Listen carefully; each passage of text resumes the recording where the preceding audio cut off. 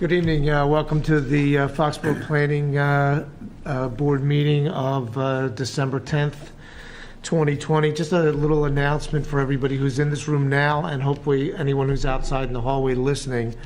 There will be a maximum capacity of 15 people in this room, including the board members, in order to enforce social distancing regulations.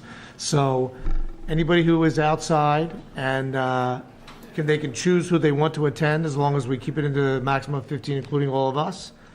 And others who are out there are welcome to go home, go to an office, wherever they like, and attend by Zoom. They'll be able to, comment or come in through Zoom, and we'll be happy to entertain whatever their questions or comments may be. Thank you very much. I appreciate it. And let's begin. There's no planners report this evening. Is there anything on active subdivisions that we know of? We do. Do we have any active subdivisions, Gabby? No reports. Okay. I can filibuster if you need me to. But. So, we'll wait just a minute, and then we'll do the... Diana's working on the audio outside. They might not have been able to hear what you just said. I didn't hear anything yet.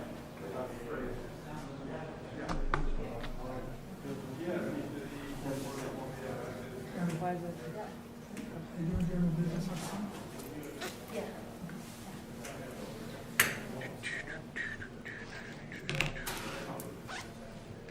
Are you okay? I'm sorry.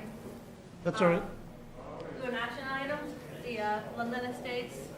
Gabby, you might need to go to the microphone. You have to say it.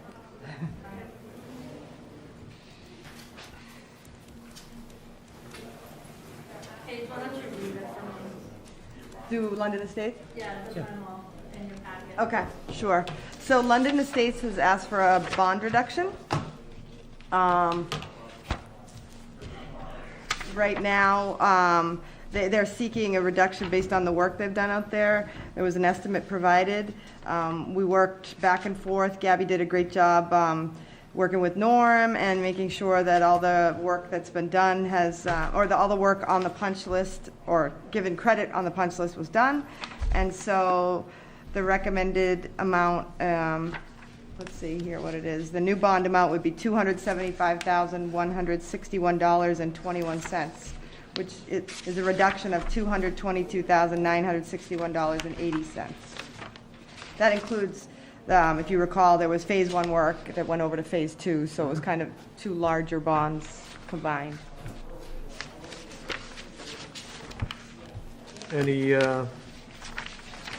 Any questions from anybody on the board of Mr. Buckley who's representing him, or anything else? No. No. I'll make a motion to approve the reduction of bond as presented. I'll second that. All those in favor? Aye. Aye. Aye. Very good. Thank you, Mr. Buckley. Minutes.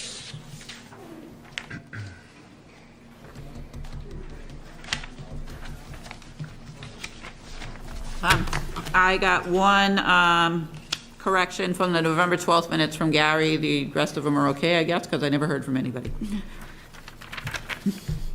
All right, then I'll entertain a motion to approve the minutes of September 10th, 2020, September 24th, 2020, and November 12th, 2020. So moved. Is there a second? Second. All those in favor? Aye. Aye. I don't have a formal planner's report written, but I can go over a few things. Please do. Tidbits of information. In our ops meeting on Wednesday, it was discussed that we are shooting for a May town meeting, so that's probably, I don't know if there'll be a special one. In the interim, probably depends on the federal government and any budget action at that level. But we do know that we are hoping for a May town meeting, so we'll be planning accordingly. I would imagine, given the loss of a year, that it'll be a rather busy town meeting. I know we could put forward quite a few zoning articles, most of them housekeeping, sort of cleaning up things, but we'll have to see. Sometimes that's not the best thing to do, if it's a real full, important agenda, a warrant, shall I say. So we'll have to play that by ear, but we definitely will have a few items to look at, probably. What's the other thing? I'm working on a possible grant opportunity. It's a little bit of a long shot. The state is trying to provide some resources for towns and businesses to work together. So there's something called a Rapid Recovery Grant. It's being offered through the same program that did the wayfinding grant, so they're really focused on downtowns.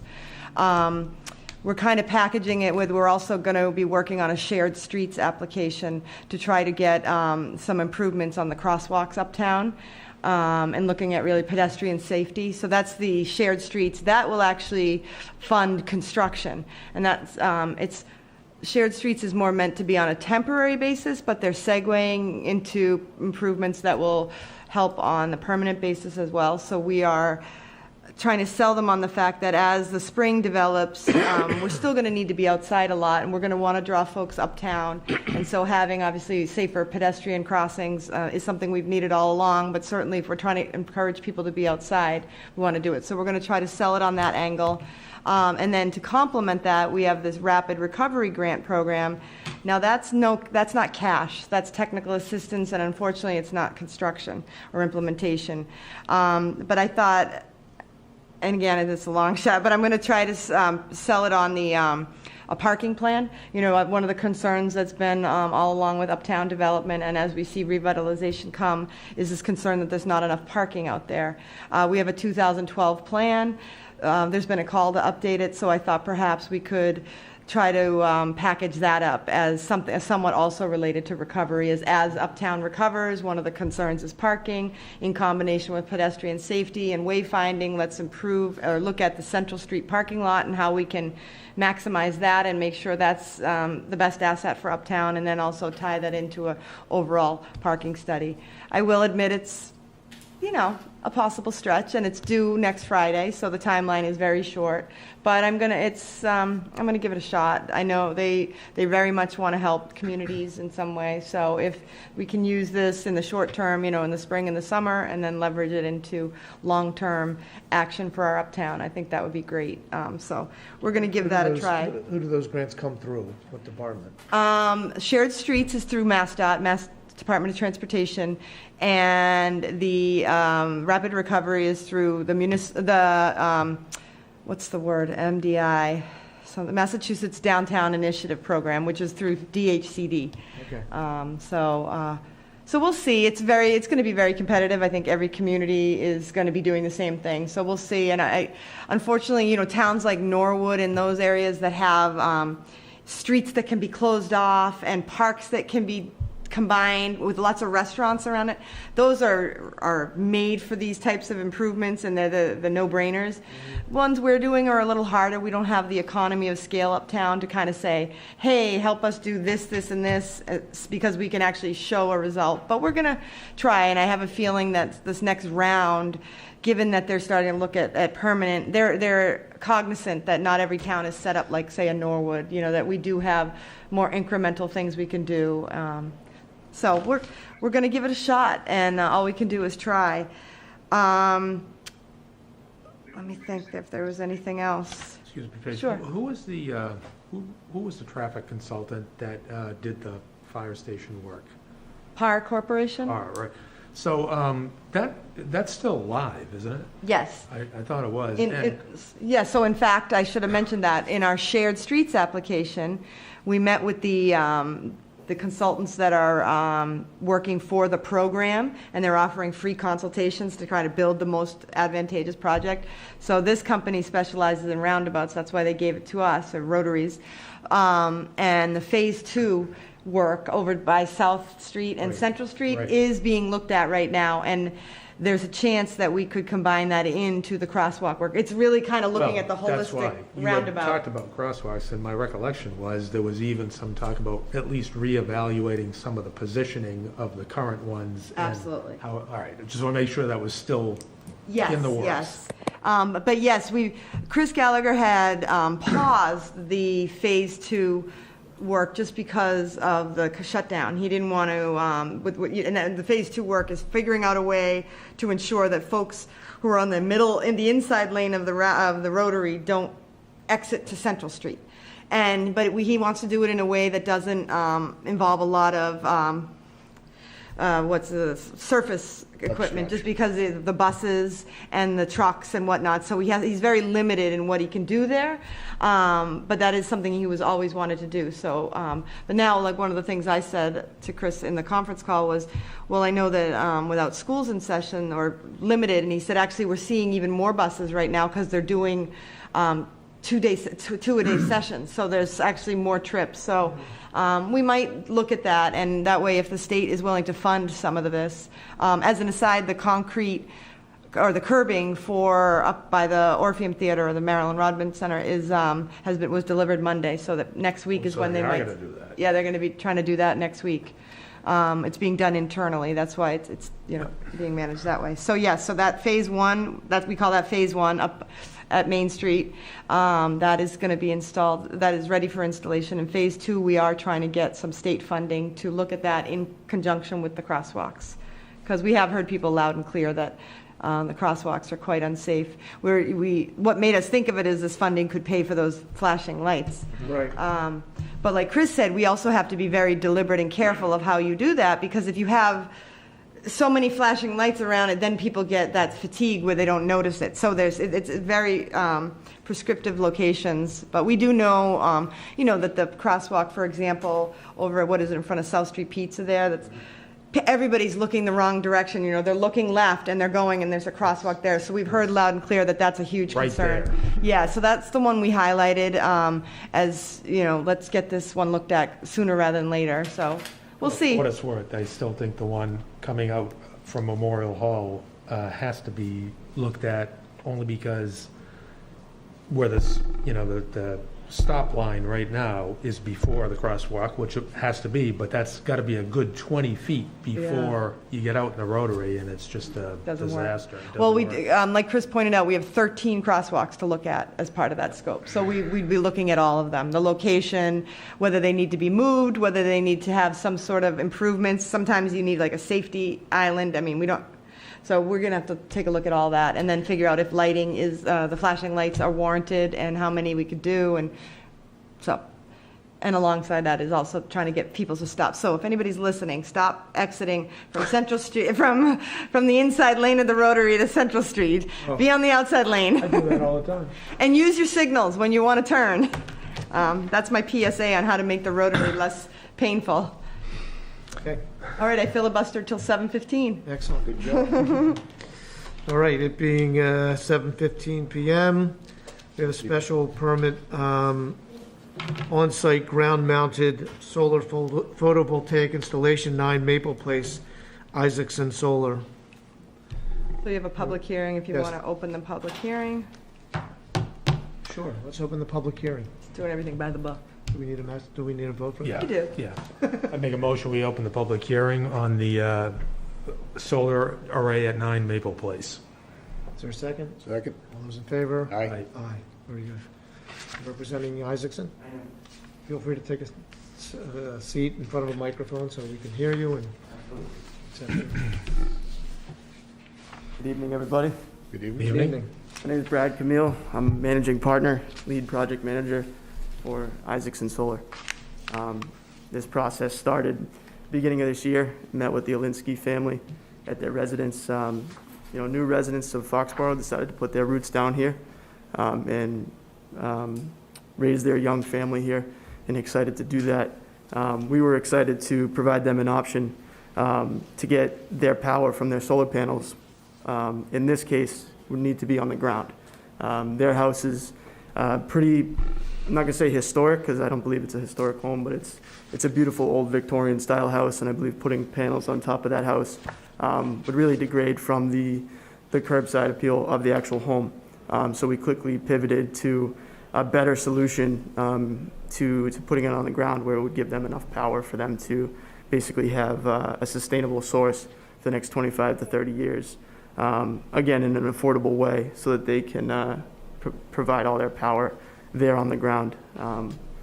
Open up to questions wherever you guys need from us, but this actual ground-mounted solar system is fairly small when we're talking about solar. There's large systems out there. There's large solar farms, so to speak. What we're talking about here is a 6x5 array. So we're only talking about 30 panels. It's under 500 square feet in nature, and it's roughly 14 feet high in the rear and about 2 feet high on the front. And again, it's a ground-mounted solar system. In the bottom, as you can see on that diagram there, how it is actually installed into the ground. There's no foundation work. There's no site prep or anything. It's very environmentally sensitive. It's helical piles. These screws are galvanized steel, and they're basically just screwed right into the ground, so it doesn't affect the watershed in the area. Still allows water to infiltrate that ground without disturbing anything in the nearby vegetation or anything like that. And we applied for that permit, I believe, in the beginning of September. So, and the permit, correct? Correct. We applied for permits, electrical and building, on September 9th. We received an approved building permit on September 15th, and on October 27th, we did proceed with this install. So the foundation is in the ground. Okay, and so there was, I've been out there, I'm presuming that other members of the board have been out there. So it appears that, for obvious reasons, there was a tree or a shrub of some kind there. A tree, looks like a stump of a tree there, so that you removed that in order to make room for the installation, correct? Correct. And how did you determine the location of the actual array? So it was a cohesive process where originally, we were kind of looking at the roof, and we quickly ruled that out. And when we pivoted to ground, without looking at the nearby trees, the most logical location would have been a little bit more inland or in towards the property. When we quickly realized that we could take down that one tree to basically open up some sunlight, that was the most logical location without disturbing the number of trees, and also while trying to keep costs as minimal as possible for the homeowner. So the siting of it was a combination of mainly solar access to make sure that there was enough sunlight that could hit this array so that it could produce the power that the family needs, and also with it being as minimally invasive as possible, because if we did move it a little bit further down that property line, there's an entire row of trees there, and we'd have to take down dozens of trees rather than just that one. Was there any consideration given to, and this is just from aerial photos, as well as an on-site inspection of the property, Sure. of locating that to the left rear of the structure of the dwelling? The left rear, so looking at the home. From the street, yeah. Yep, behind the home. It seemed to be sort of an open area, and, Yeah, I think initially we did look at it there, and then upon looking at the simulation, the house was going to shade that area out. So, if you picture the sun in the sky, it would hit sunlight in that spot until about noontime, and then once after noontime hit, basically the shadow of the house would basically make that solar system obsolete in that location. So yes, we did look at it, but again, quickly we realized on that southwest corner of the property gave us the most solar access to make the project viable. another question, just briefly, I Yeah. mean, in like absolute Cliff Notes form. Sure. Could you walk us through sort of how this particular system works, as the applicant storing power and batteries? Is that going to meet 100% of their energy needs on site? Yeah, absolutely. Does any of it go back to the grid? I mean, Of course, of course.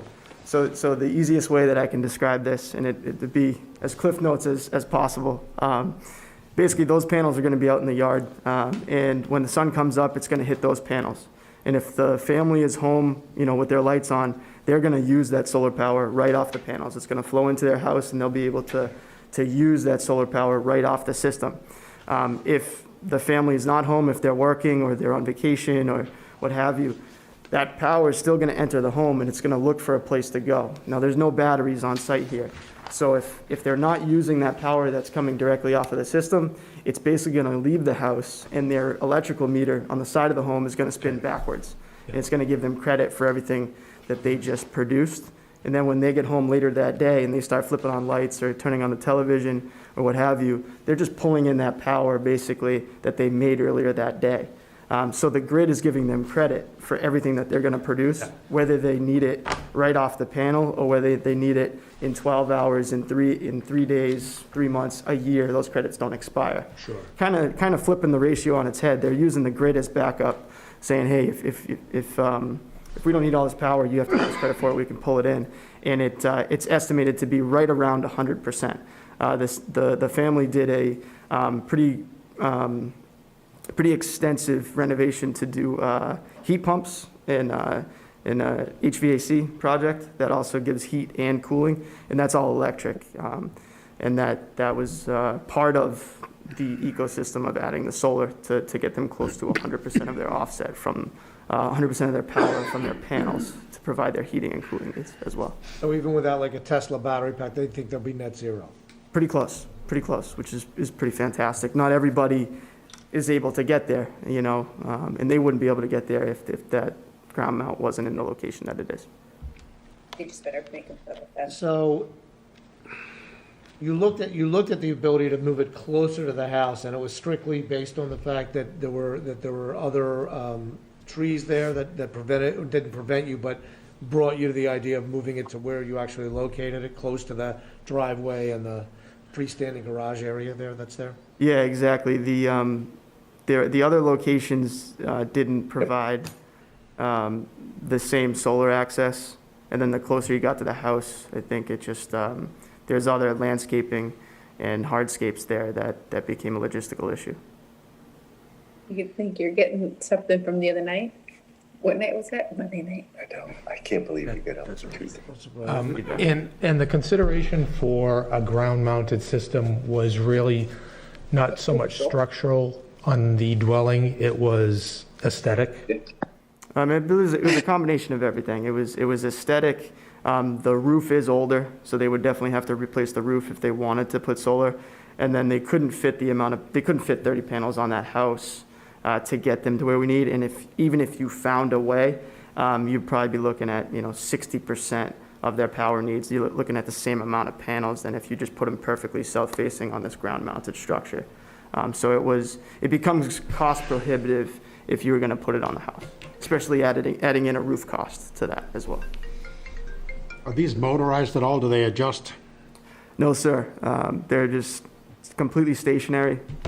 We believe in providing the best warranty possible, and that is the case with just having stationary ground-mounted solar panels. What about glare? What about what? Glare, sun glare. In what way? I guess Glare shining into somebody's windows, burning somebody's lawn. Sure. It's kind of it's a soft science on knowing exactly where the glare, is going to come from or will be. It's not like a mirror, it's if you're holding a mirror in the sunlight, you're getting a clear, reflection on that. These solar panels are extremely efficient, and they're all black. They're a matte black, so there's not different colors going on here, and they absorb the most sunlight that is on the market right now.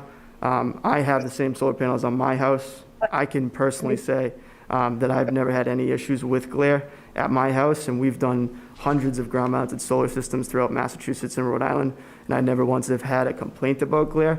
Not saying it doesn't exist, but I never once have actually had a glare issue, so to speak.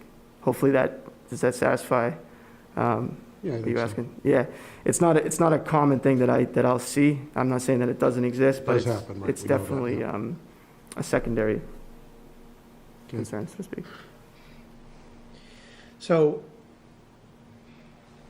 this is kind of a difficult question to ask, but when you do this, when you put a ground array in like this, Yes, sir. what do you do in terms of taking into consideration the neighborhood, the house next door, the house behind it, whatever it might be, so Yeah. that they feel like that at least there was some due diligence done in thinking about, I mean, yeah, obviously, you work for customer A. Yep. And your purpose is to give them as much power as you can with the least expense and provide them what they need. But I don't know how your company works, and, you know, I mean, I drove by there, you know, I could see the existing framework from Maple Avenue through the houses. And then when I drove up right next to it, I could clearly see Yeah. how close it was to the driveway, the freestanding garage, and in its own sense, how close it is to the neighbor just to the south of them. Sure. So how do you guys look at that as part of what you do for a job? Yeah, of course. I mean, we by no means look at a project and just are trying to get as many jobs in as possible and just run and gun kind of thing. You know, we try and look at it from a cohesive perspective of, you know, does it make sense there? You know, we try and put it in a place that makes the most sense for the homeowner, but also keeping aesthetics in mind. You know, when we do rooftop arrays, for example, you know, we try and keep them consolidated so that there's not a patchy, you know, design. We try and hide the conduit so that you can't see it from the street. We put skirts in so that you can't see underneath the panels, so that we make a sleek design possible. I think with ground mounts, it's a little bit of a different beast. You know, at the end of the day, it's still going to be a ground mount. You know, in the yard, you can only dress them up to a point.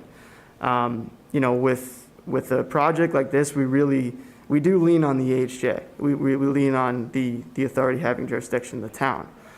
So, you know, as long as it satisfies the requirements of the homeowner, we then apply for the permit. You know, assuming that we do the right due diligence and making sure that it's not completely out of place. And then we rely on the bylaws and these exact processes, you know, where if something was needed, we apply for that permit, and then we usually find out, okay, we need to do X, Y, and Z, or we ask the right questions on the front end, frankly, to avoid a situation like this. But, you know, we do try and take into consideration the neighborhood, and part of that is also doing the ground-mounted structure that we pick being the sleekest ground mount that we can physically install. There's no ugly concrete footings or foundation work that needs to happen. It's just a framework, and then all you're going to see is a black sail, basically, one mounting plane, all black. We use all black clips. You're not going to see different colors and that kind of thing. In this specific location, you know, it is within the dimensional setbacks, I think that were outlined to us. And there is a shed or a garage right there. And it's roughly the same footprint of that shed, no bigger. So, you know, I did take into that consideration where I didn't want to put something that was, you know, much larger than this there. You know, we certainly could have scaled this another 6, 12, 18 panels, you know, just basically up to the utilities discretion. But we wanted to try and keep it as small a footprint as possible while still having it perform its function. I appreciate you trying to compare it to the size of the garage, the shed, the buildings, but those are buildings. They're not metal frames that are not attractive. Buildings you have to accept as a neighbor, but see something like that as a monstrosity in somebody's front yard, it bothers me. Is there any way of camouflaging that? Could you put arborvitaes around it or something and obviously control their heights? But is that something that could be done? Yeah, I think, you know, from a function standpoint, you wouldn't want to put arborvitaes on the south side of it, you know, within 10 feet anyway, because then that's going to shade out the system, and then you're not going to be producing any power. You got a solar system in the shade. We have seen customers in the past add arborvitaes around the rear of that ground mount, right? So on the back end where you're not seeing basically that I mean, I call it a sail, but just that plane, right? On the rear of that, you can plant and dress up the landscape a little bit. You know, I had a customer a couple years ago, and he built a cladded fence, you know, that basically framed the entire ground mount, but it wasn't on the front side. You know, you still saw the solar panel. On the back side, it created almost like a shed-type looking structure, just with a shiny black roof. Was that in the front yard as well, or was that in the backyard? It was that specific use was a carport. It was a lot larger than this, and it was in his front yard. Yeah, it was. So how far away from the array towards the south could you safely put some plants that might shield a neighbor and not interfere with the solar gain that you need for the array? You know, within, you wouldn't want to put it any closer where it's going to cast a shadow.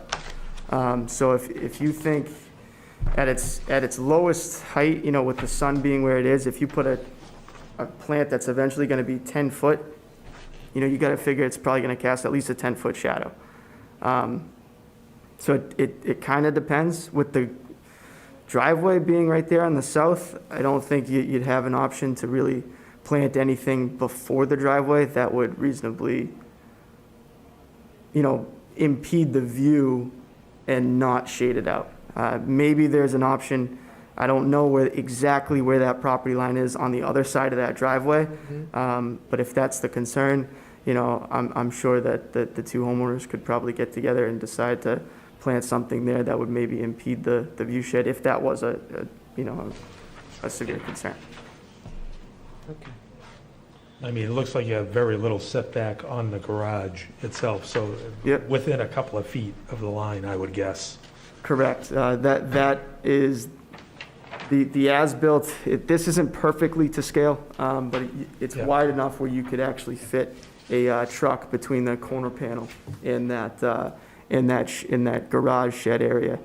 So it's roughly 9 feet, I believe it is. And then the width of the garage Between on the top cor- of that, yep. Yep. And it's on an angle, so it's not a perfect dimension. But yeah. If I could I just want to make clear that this is a special permit, so there's criteria that the board needs to make findings on, and I'm not going to torture us all by reading them, but I'll just give you the quick highlight, where the findings of fact you need to make is that the community needs will be served by the proposal. Number 2, traffic flow and safety, including parking and loading, will be served. 3, adequacy of utilities and other public services. 4 is neighborhood character and social structures. 5 is impact on the natural environment, and 6 is potential economic and fiscal impact to the town, including impact on town services, tax base, and employment. So while you're, reviewing and listening, keep that in mind, because at the end of this, you need to be thinking of those criteria. And just to clarify that, especially, for example, on number 2 with traffic flow and safety, we're not necessarily talking about that those needs are served, but they may not be adversely impacted. Right, or they could just be sort of non-applicable, like something like traffic. A lot of and these safety. are NAs. Yeah. Right. So that's, that would highlight the ones that are really applicable. It's And really we should only note, 4 and 5 are really the only two that yeah.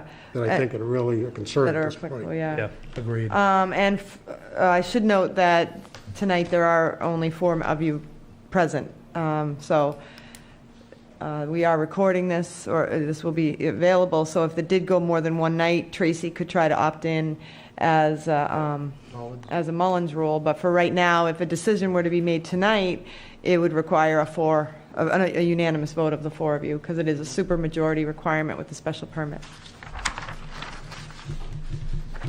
Right. Any other questions from the board? Is there anyone in the audience who has questions or comments they'd like to make at this time? Yes, sir. Just state your name and address for the record. You should probably come up to that microphone over there. My name is Alexander Olinsky. I am the owner of 9 Maple Place. As my installer has already said, I'm a father. I have a 2-year-old. I'm an immigrant. I came here from Russia, Soviet Russia. We took furniture off the streets, and I moved into this lovely town. I became a police officer. My wife's a school teacher. I spoke with one of my neighbors before I put this in. I told him, hey, I'm gonna take this tree down. I'm gonna put in some solar panels. He said, yeah, that's fine. So, I mean, I tried to tell everyone in the neighborhood before I did it that, I was definitely gonna, do this. We tried to do our due diligence, we tried to do the 15-foot. I'm gonna try to make this as nice as possible. I mean, I bought a fixer-upper in Canton, and then within a few years sold it and made a hefty profit because I was able to make it nice. I already planted a weeping cherry for a third tree, so it'll grow in, so then when you're driving up, you won't actually be able to see the solar panel. Give it a few years, they grow pretty fast. And I will be dressing up the rear with a variety of roses, grapevines, and arborvitaes. I just want the council to know that, to take that into consideration. I'm not trying to be a bad neighbor. I've had nightmare neighbors.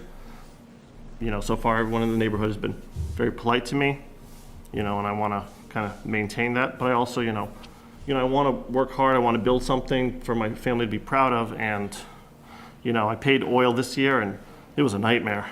So I got these heat pumps, I did my research. I said if I get solar panels, I can really mitigate the costs. Mm-hmm. And, I know that solar panels can raise the value of a property, especially, if the solar panel raises my property's value, then all the other properties around go up. I also understand that there's an aesthetic, and I'm gonna do everything in my power to, make it look nice. Again, it's still a solar panel, but I'm also willing to work to, make the white frame look more like appealing, if that could help. And so did any of the neighbors that you did speak to have any objection or anything? No, I spoke with a neighbor named Peter, and we were talking about me selling my my garage shed to him because I wasn't really using it, and he was like, yeah, fine. And it turns out we never ended up doing it. But I let him know, I'm like, hey, by the way, just so you know, I'm gonna be cutting that tree down and putting down solar panels. Like, yeah, that's fine, doesn't bother me. And I mean, I don't know if anything's changed since then, but I tried to do my due diligence and be upfront and honest because I didn't want any surprises. Okay. We might have folks on Zoom. Yeah, so how do you want to handle that? You want me to step back? Sure. Oh, okay. So I guess if folks on Zoom have a comment, they could just unmute themselves. Only about the Maple Place application, not about any other applications tonight. But if any of the neighbors or parties in interest. And okay, we'll try to take you one by one. So in the upper left, oh, you don't know, you can't see. Go ahead and speak. You have your hand raised. You got to unmute yourself. Brian Castle. Live at 28 Caucasus Street, 2 doors away. Can you hear me all right? Yes, now we can. Okay. Let's see, there's some questions that have to be asked and some points that have to be made. What's the name of the gentleman who just who works for the company that put this in? Brad Camille, sir. Brad. Okay, Brad. Brad, the house that Alexander lives in used to belong to my mother-in-law, and there's a 50-year roof on it, so your information on the roof is incorrect. You don't have to replace a roof to put solar panels on. The roof is perfectly sound. The backyard, where we talked about, you said it was going to be shaded from the sun, was a gigantic dahlia garden. All the dahlias are planted there. There's summertime and early fall plants planted there specifically because the light was so good. Not because the light was bad. They need full sun. There's full sun in the backyard. There's 5 different places where you could take the solar panel and put it in the backyard, and it would receive full sun. There's no question about dozens of trees being cut down. There aren't dozens of trees on the property. It's impossible to cut down trees that aren't there, sir. We are concerned that the permit was granted with a different placement of the array on the original permit. When the town posted this information that this hearing was going to be heard, we went online, and the placement of the panel was completely different from where it is. It was at least 50 feet separate from where it was. It was shown in the backyard, and actually it's in the front yard. So that was fixed subsequently on the website, the planning board website. But I don't know, and you have to tell us, the planning board or somebody, was the permit issued to do the building based on where our original site was shown? And besides this is the question of how does one set up the basis for this array, and then along comes the planning board, this meeting tonight. The hearing, yes.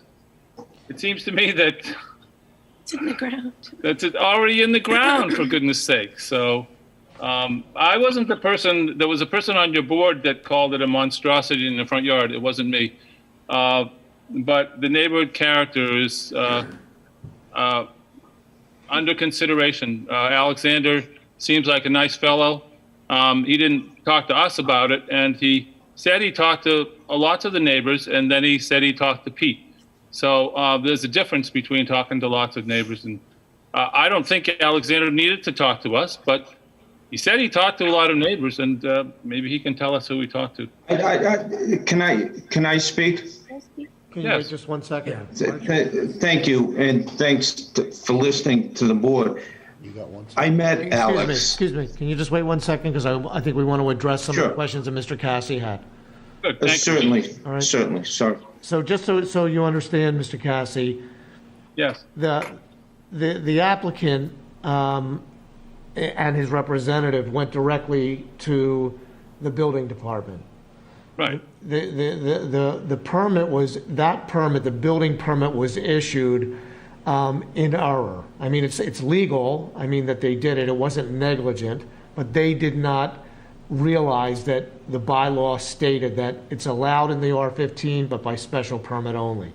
So, once this came to light, Yes. we were required to hold a hearing in order to make a decision about whether we believe it can stand as a special permit. Thank you, Mr. Weinfeld. Thank you for clearing that up. So, May I speak? who speak? Yes, you may. I'd like to just make a note. I apologize, I forget your name as well. However, when we applied for the permit. Brian. Sorry, say it one more time? Brian with the B. Brian, okay, thank you so much for your comments. I just want to address the location of the array. When we first applied for this permit on the location, where we did apply using the plan set showing that it was going to be 30 feet off of the road and about 31 feet away from the south property line. There was a mix-up with the plan sets that were given to the planning board when we advertised, when this came up, when we were issued the stop work order to put out the advertisement that this was happening. We issued the wrong plan set to the planning board to advertise. However, the permit, when the building department issued us this permit, they were looking at the plan set that did show the array being where it is now. Okay. And I'd like to also, I don't know if we have the capabilities, but if we can pull up that plan set, I don't know if we can share that plan set. There's, on page 2, there's a vicinity map that clearly shows like an overhead view of the property. And I just want to, I'd rather look at facts than kind of just look at. Is that on the plan set on the bottom left? Bottom left, yeah. If you look at the bottom left plan set Bottom left plan on set. page 2. Having a hard time getting. No problem. But you'll see on that vicinity map, it's in the top right section of that plan set. It actually shows an overhead view of the property. It shows you where the house is. It shows you a lot of the trees as well. You can actually see shadows in the backyard from these large trees that are casting, and it looks like it's on the other document. Well, they're scrolling. Hold That's the technical data. I'd like to speak. Hold on, Pete. Thank You'll you. get an opportunity, sir. Just wait 1 minute. Thank you, sir. You're welcome. I guess they could pull it up and Yeah, that's when we get it. it. How to do it.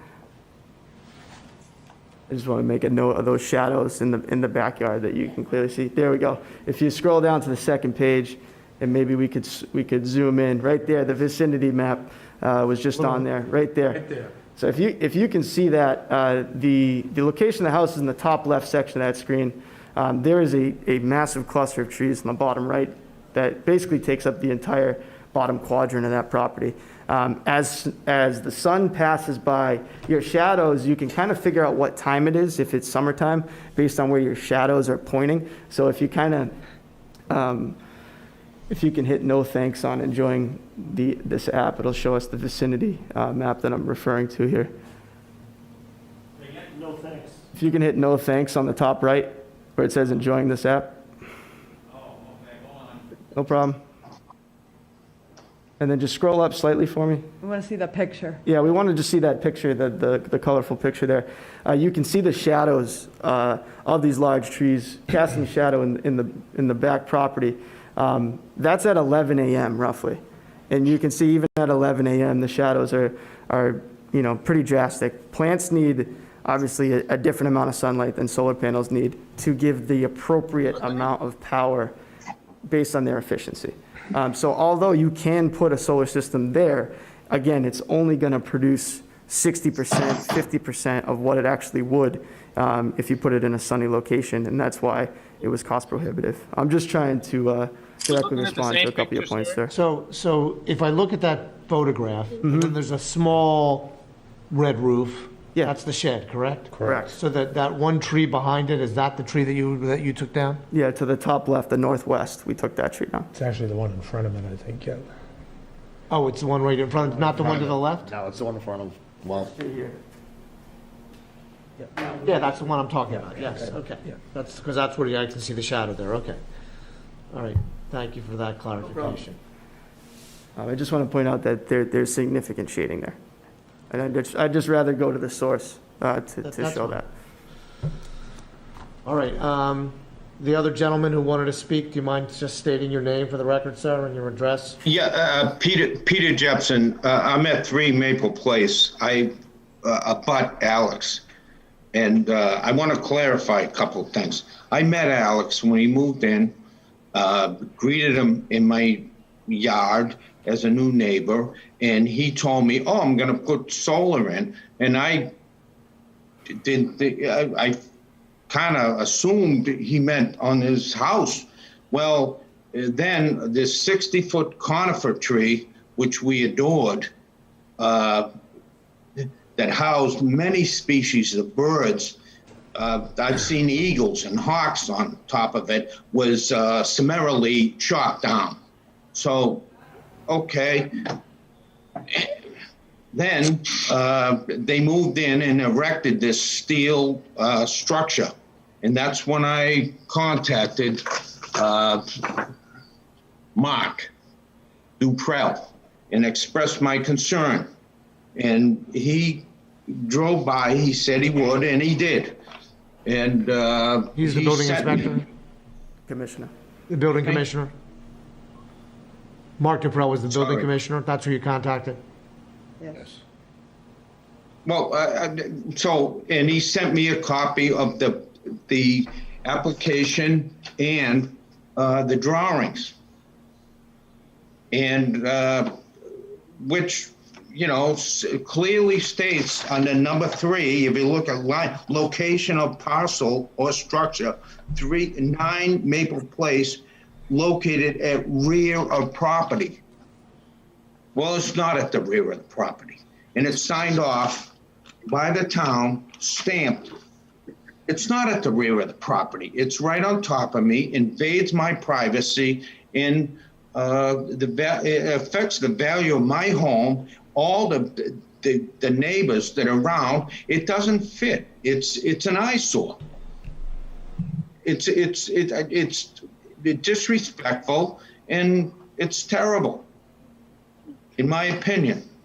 and, you know, affects my quality of life. I don't know, you know, what property owner, resident wants to look out at a huge glass panel? I don't. I asked the question. I don't. There's a reason they put these solar panels in remote locations, like off the old dump down across from the DPW. Nobody wants to look at them. We all love green energy. I do, but I don't want to look out at a huge solar panel. I appeal to the board and Alex. Rethink this. It's misplaced. It's not right. I mean, we can't bring the tree back or the birds, but this is not the place to put this. And I appreciate you listening to me. Thank you. You're welcome. Thank you. Is there anyone else who's on the Zoom call who'd like to give us any further input or questions, comments? I would like to ask a question if I may. Please. All right, I have one question that this gentleman just brought up. When the building commissioner granted the initial permit, which was done erroneously, was the location different than what is being presented to us at this point? I'm not sure of Is that a question? That's the first time, this is the first time I'm hearing of it, so we Okay. haven't had a chance to look into that. That's Do you have a copy of the building permit? But either way, I mean, town council has advised that the issuance of the building permit should have no effect on this special permit process. This is as if it's a blank slate. I mean, we all know it's not, it's out there, but from the purposes of this board, there was a mistake made. It was an inadvertent oversight. It was a mistake. That'll be dealt with, but as for this board, you need to look at just the special permit as if it's a new application. Thank you. On its own merits. So I don't know that this would really be. No, I'm just curious if this had been presented to abutters or anybody else that the location was different. Can I just chime in too one more time? Yes, please. But with all respect, nobody was notified. If we were notified, I mean, what kind of precedent is this? Can you put like solar panels anywhere you want? Crying out loud, I put a 6-foot fence in. I have to go before a board, and I mean, it's misplaced. It's ill thought. I mean, it doesn't belong there. Well, he is here tonight for the purpose of applying for the appropriate special permit for the location of the solar panels. The original permit was not issued by our board, and it was issued incorrectly. Well, I would respectfully ask the board and my neighbor, Alex, to, consider the impact on this small, tightly packed neighborhood. It's, it impacts us value-wise, every-wise. I've lived here for 28 years, okay? So I'm just expressing my opinion, and I hope the board will consider it. Thank you.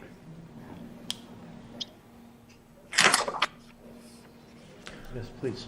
Actually, just another question, more for staff than anyone else. And to our knowledge, you probably don't know this now, but in the course of kind of doing your research, is this the first ground mount installation that we know of in residential?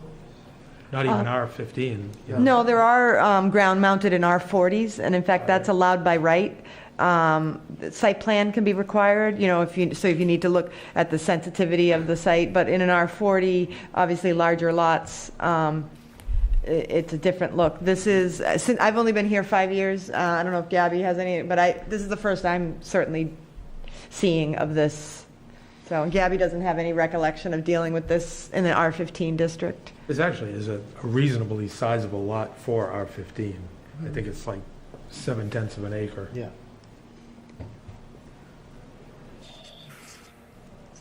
Just curious. Yeah.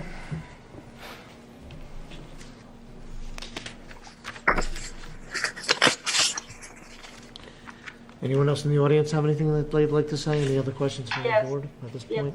Oh, please. How do I say that? Please just speak.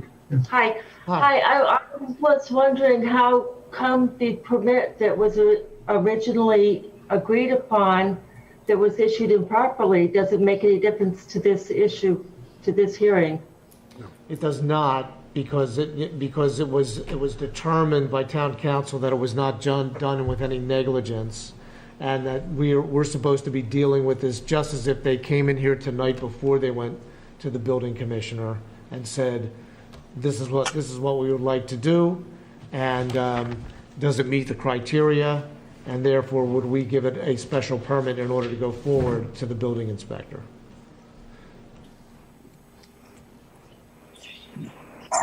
Does it quite make sense? I'm sorry? No.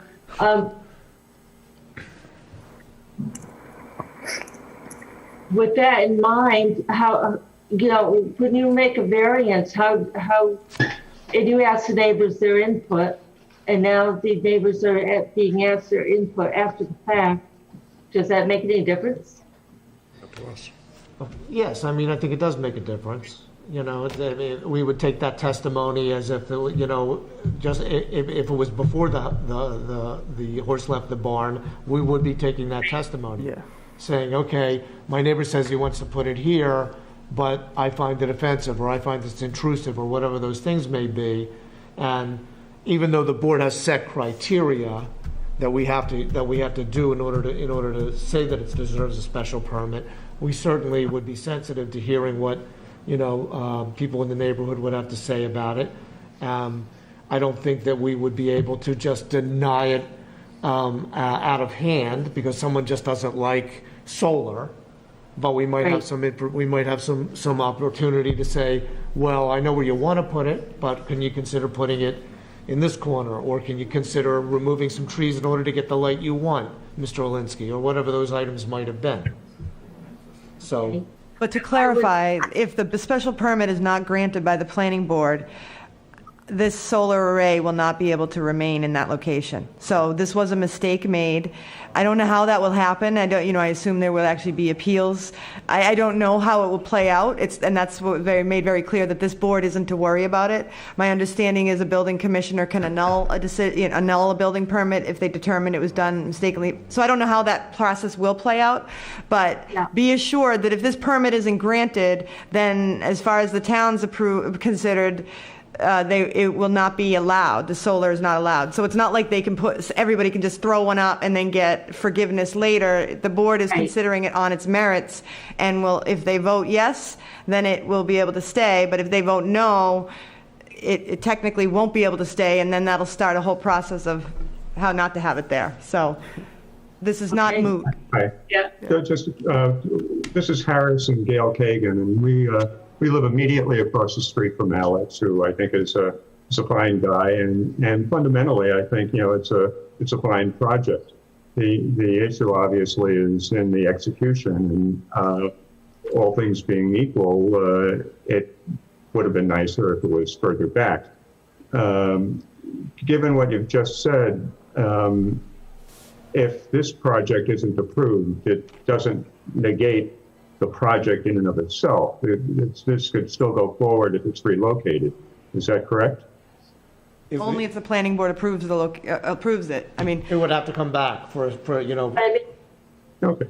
If it were in the backyard, and I don't think anybody would be disapproving it. And I would argue that we don't know. The relocation process is not cheap, and it would put us severely over budget. And in addition to that, it also would not provide the same amount of power. So therefore, if it was to be relocated, it's very likely that the project would just not occur at all. What's the lifespan of the system?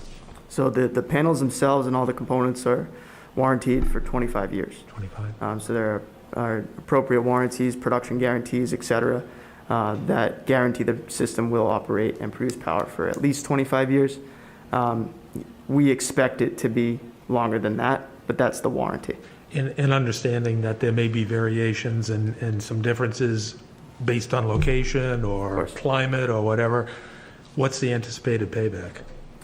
Roughly, off the top of my head, roughly 7 years, if I had to guess.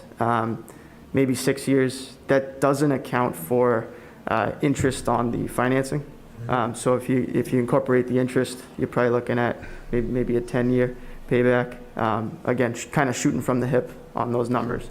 But raw without incorporating any interest, it is about probably 6 years. Another factor in this is, for those people that don't know, when you do solar, when you own the system, you get a federal tax rebate, a tax credit, okay, that comes back to you when you do your taxes, right? And that is relatively time sensitive. You know, if you're going to get a tax credit for 2020, that financial transaction, that project needs to be complete in 2020. You know, there's a reason why there's panels not on that system right now. It's because when we received our stop work order, we pulled off and we said, hey, you know, this is not happening. But I would like to note that by now going through this process, the Alinsky family is going to lose roughly $2,500 in their federal tax credit because it's decreasing next year. So it is just a point to make. Again, probably doesn't fall into your so-called bylaws and your points that you were making, but it's part of the equation. And again, relocating it, losing some of that tax credit, and having less power producing, again, would probably compile to make the project not occur. I would probably not do it if it was my project. The applicant's representative from the solar company is speaking. So, Brad Camille from Isaacson Solar. Thank you. And again, we're trying to do everything by the book. Again, that's the reason why the panels are not on this system. That's why it looks as rough as it does right now, because it's just the skeleton. It's not complete. You know, we received that stop work order. We immediately pulled off. We want to do everything by the book and take everything into accordance. We do not do unpermitted work. We do not shoot from the hip. We understand it's with accordance, but I go back to the permit. In line 3, if you read the permit, says located behind the house, signed by the town, okay? It's not behind the house. It's in the front yard of the house, on the side yard, and affects me and my neighbors. Sir, that permit is null and void. That permit is null and void. Yes, it is. They are here in front of us tonight applying for a special permit for the facility. The permit that you're referring to is no longer in effect.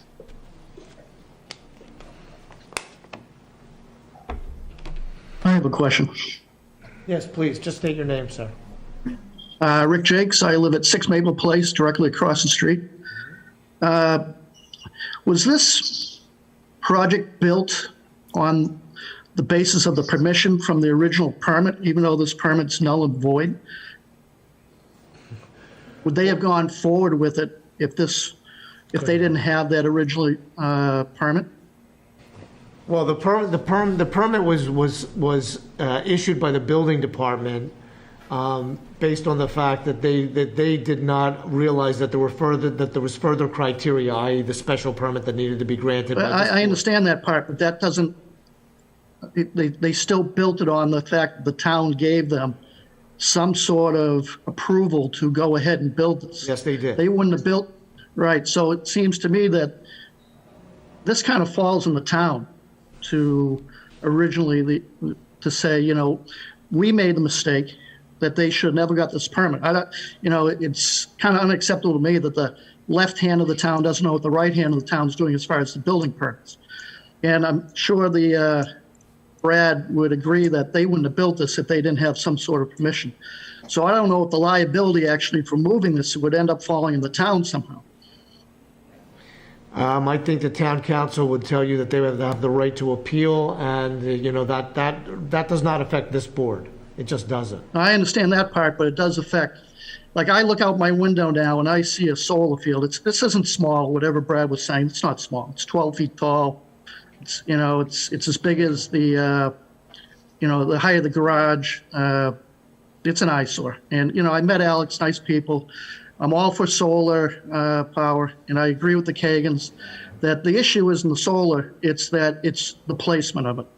And the original permit, even though it's null and void, we all get that, said the rear of the property. It didn't say anything about the side of the property. And this thing is ugly. No way you can put around it. I don't know if you You know, you can't put lipstick on a pig and put some couple of bushes around it and say that's going to take care of it. It's just, you know, in reality, they wouldn't have built this if the town didn't make a mistake. Okay, thank you for your input.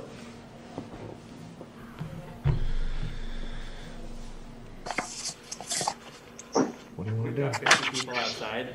Yep. Wanting to move this along.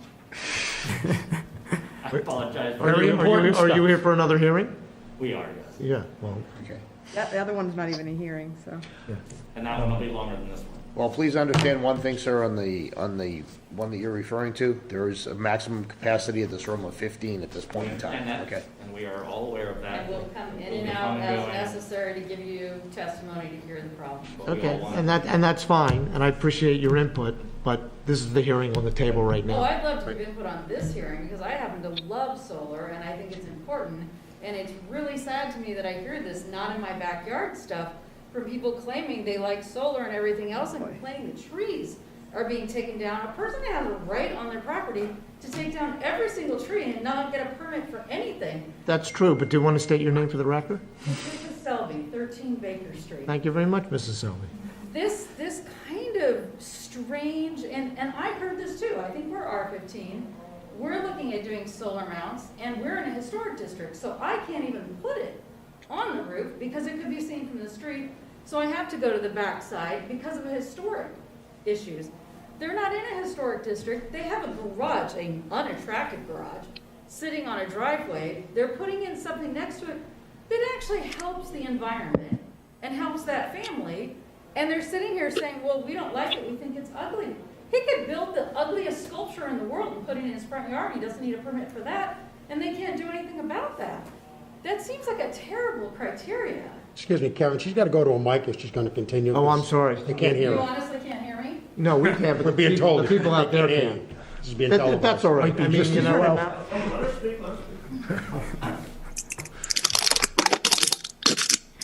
I don't believe individuals, people's aesthetic belief about what is or isn't attractive in a structure should be a deciding factor for a board on whether something adds value to a neighborhood when it comes to solar green energy. We don't have enough of it.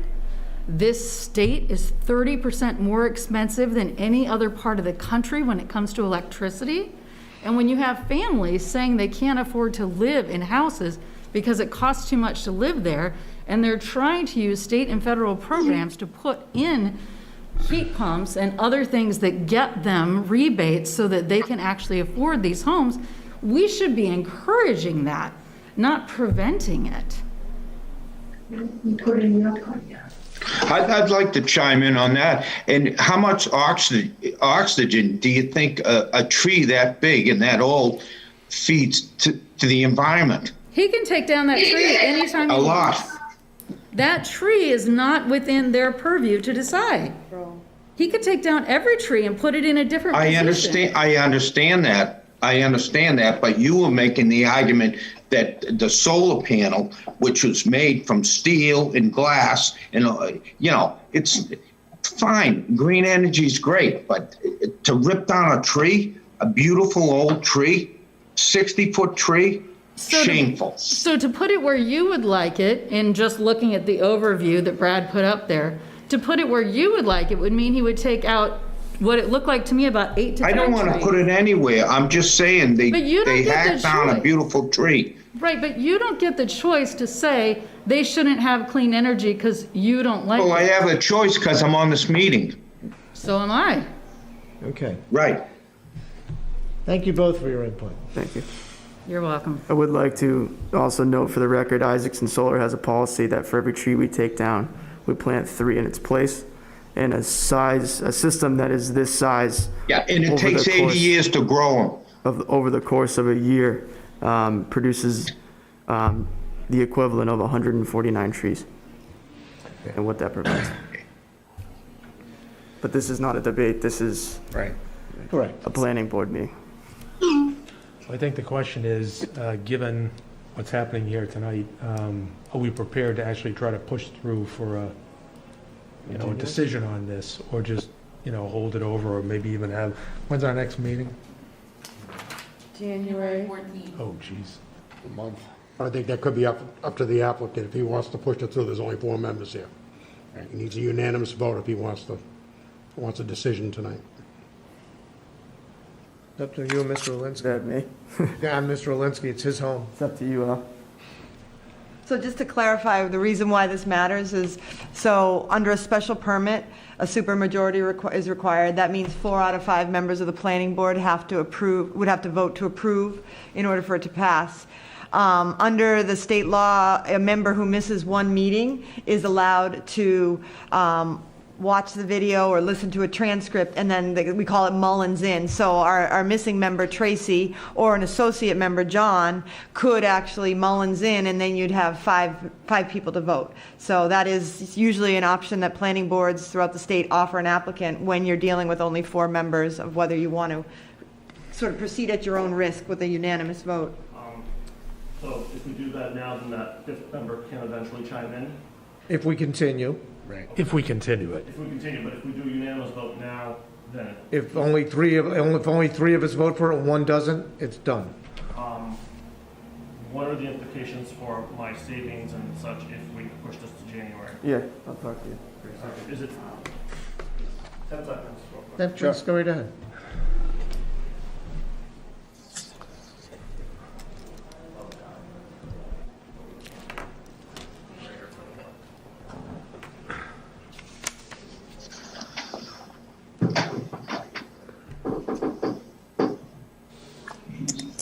And I just, from a scheduling perspective to the board, I just want to remind you that a couple factors.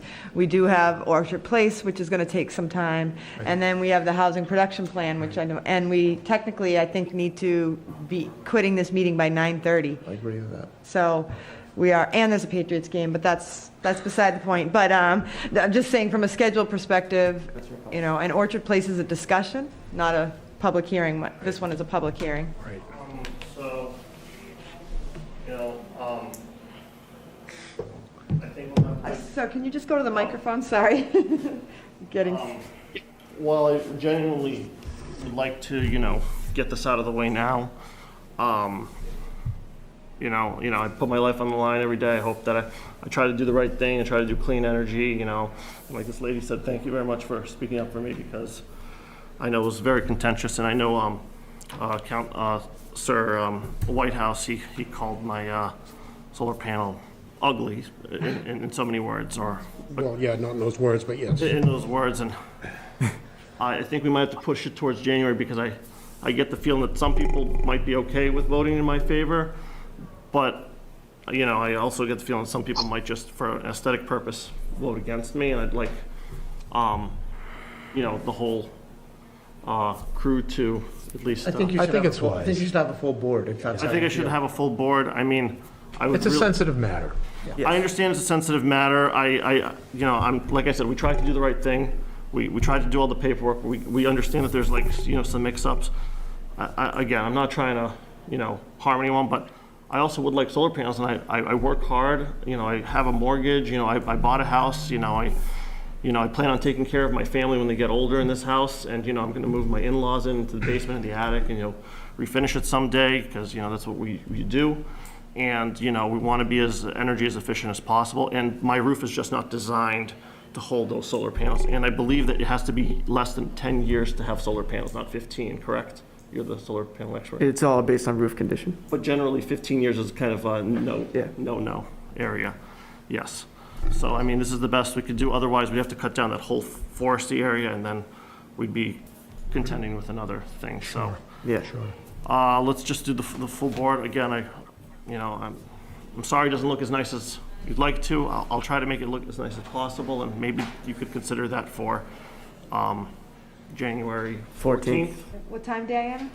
7:15? Nothing on until 7:15. All right, so do I hear a motion to continue the public hearing Motion to continue the public hearing. to January 14th at 7:15 PM? Thank you very much. There will not be a further notice, so just make note of that if you want to zoom in at that meeting next time, okay? Yeah, please be in touch, because we have no idea what January holds for us. We might all be on Zoom at that point, so, another notice will not go out, so please check with us, but that is the schedule, is to continue this to the 7:15 on January 14th. Thank you, everyone. Very good. Thank you very much. Thank you.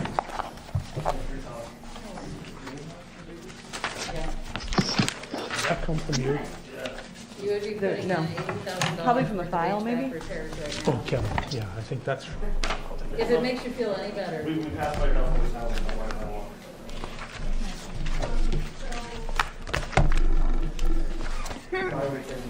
Her argument was we Can I get 2 minutes to hit the minutes? You're the boss, man. You decide. The real bosses. Chop, chop. Poor Gabby's. This is complicated, huh? It's hard to do it on Zoom. well, It's special permits.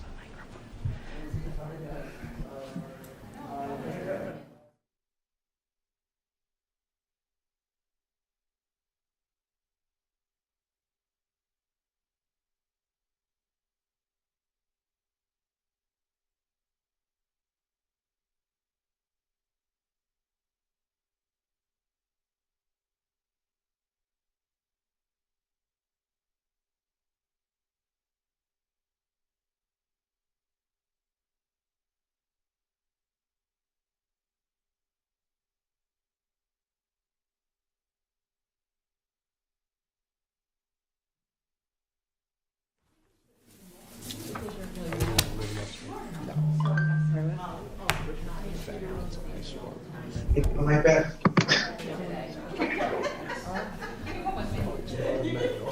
It is natural.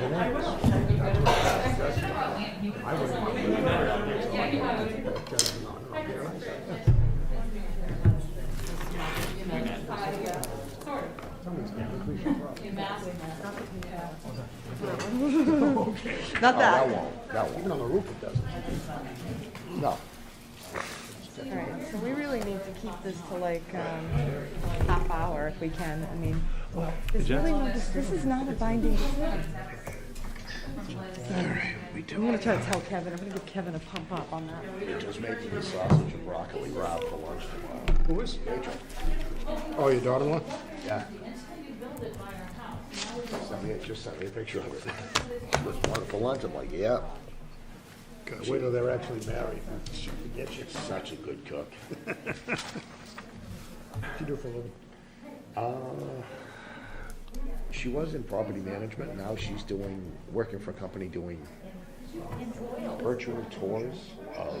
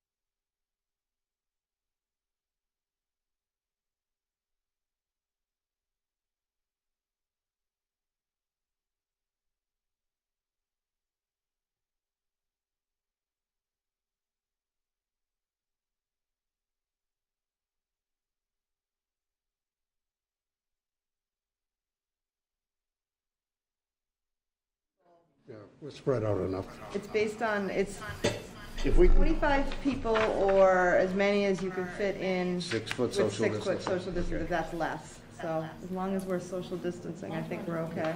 Get it done. Obviously, you two are an item because you're a lot closer than 6 feet. For a while now. So, before we begin, I just want to let everyone understand that this is an informal discussion. It is not a public hearing. It is not a full-blown application. This is an informal discussion that the applicant and his representatives have come before this board to tell us something that they would like us to consider going forward. So the public hearing rules do not apply. We can decide to take input from the people who are in this room, or we can totally not take any input. I'm not suggesting that we'll do that, but I just want you to understand that the rules are not the same as if this was a full-blown application and it was a public hearing. So the other thing I should let you know is that I'm sure that many of you are going to want to talk about historic tonight, and frankly, I'm not really sure that that has any bearing on this, especially right now during the informal discussion. Where this is not within the historic district, and so, well, I will play this by ear. But if it becomes a thing where that's all I'm going to hear about is historic, then that discussion will end. All right? And when we get to the point, if they do go forward and we do get to a point where it is a full-blown application and those things might come in, then you may have opportunities to discuss that in that fashion. So I don't want to waste your time or our time. I just want everybody to be clear on how this goes. I'm going to try to be as sensitive as I can, both to the people in the audience and to and it's not even an applicant, and to those who are making the informal discussion tonight. Okay? Very good. So Mr. Buckley, whenever you're ready. Thank you, Mr. Chairman. Good evening. For the record, my name is Bill Buckley from Bay Colony Group, and I'm here with Mr. Lynch, who is the proponent. And so we had our last meeting with the board. We had a informal meeting discussion, and subsequent to that, we offered a site walk to anybody who wanted to do it, and I personally went around with several members as a result. And what we did on that site walk was to mark out where the proposed home would go, and also to mark out where the proposed lot line would go. So at the last meeting,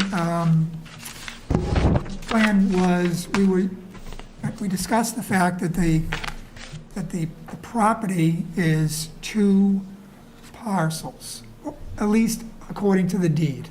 And then also according to the assessor's map, it shows it as 2 parcels. And then, so there was some question about, the historic district. And so what we did is we said, okay, well, can we put this in the maintain everything, and including the lot line, on just retaining it on that second parcel, what's called parcel 2 in the deed. And so we did a sketch and a plan showing that. And what I'd like to do is share with you, I've passed it out, but I also have a rendering of it. So this is the drawing. And you actually have the black and white, which has more detail on it, and I'll go into that in a moment. So it has, this is what we showed. It's a little different if you look over here on the right. The lot line, the last time we were here, I think the lot line was a little bit in this direction. So going on to what's called parcel 1 in the deed. And so what this shows is everything staying on what's called parcel 2. We discussed briefly about the roadway. This shows an 18-foot wide pavement. Right now, Orchard Place is in pretty much disrepair. I would say generously, it's 10 or 12 feet wide and pretty torn up. And we've talked to the fire department. We had a discussion with them and asked them what they thought would be acceptable from a public safety point of view. And I know I've already gone over this before, but I'll just quickly run through it. And what they asked for was an 18 feet wide, 18 feet of pavement, and then a hammerhead at the end, some kind of hammerhead, so they wouldn't have to back down the roadway or the Orchard Place, which is a private way. And so that's what you see here is, we're showing the home with 2 driveways and a hammerhead at the end. And also, they thought that the fact that there's a hydrant down in front of the lovely building on Main Street was acceptable, so they didn't ask for us to put a hydrant up to the Cul-De-Sac. So this would be what we would propose for to come before the board. It would be under the subdivision control law. And so under the subdivision control law, the board has jurisdiction for any new construction of new roadways.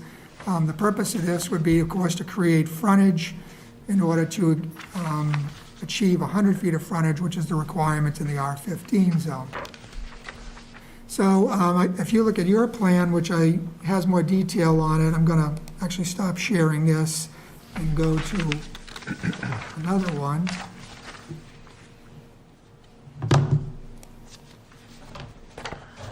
That's it.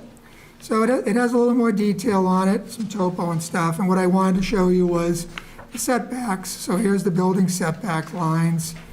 In the R15 zone, it's 25-foot front, 15-foot side, 30-foot rear, and that's what you see here, 25, 15, 15, and 30. And you can see the lot line, which is this dashed line, and that's approximately where the parcel 2 lot line would be. The lot would be, again, approximately 19,000 square feet. And the minimum required, of course, in this zone is 15,000. So what I want to do is, if you look over here on the right, and actually you can see in the margin we have the waivers requested. So if you look on the right of the black and white that you have, and the first one is, we made the road width 56 feet instead of 50 feet, just to run it all the way to the property line instead of making it 50. Orchard Place itself is only 25 feet wide. So we couldn't match that. We asked for 18 feet of pavement where 20 feet is required. Anything in Foxborough, I think it's 6 or less, is a minimum of 20 feet, but the fire department is okay with 18. As I stated, it's 10 or 12 on a good day. And what we'd be trying to do is save some trees over there on the south side of Orchard Place, which have some pretty good sized trees adjacent to the Lovely Brothers building. We would ask that the board waive the requirement that a cul-de-sac be constructed. Typically a 42-foot diameter cul-de-sac is required. We would not ask for that to be waived, just to have a hammerhead. And we would waive the requirement for curbing, waive the requirement for a sidewalk. There is no sidewalk on Orchard Place. You physically couldn't build one, it's just not wide enough. And then waive the requirement for street lights and street trees. So it sounds like a lot of waivers, and it is. But it's similar to other projects that the board has entertained in the past in the town. That's what we tried to model ourselves on. So those were this was the changes we made, and just a brief recap of what we discussed at the last meeting. And open for any comments, questions.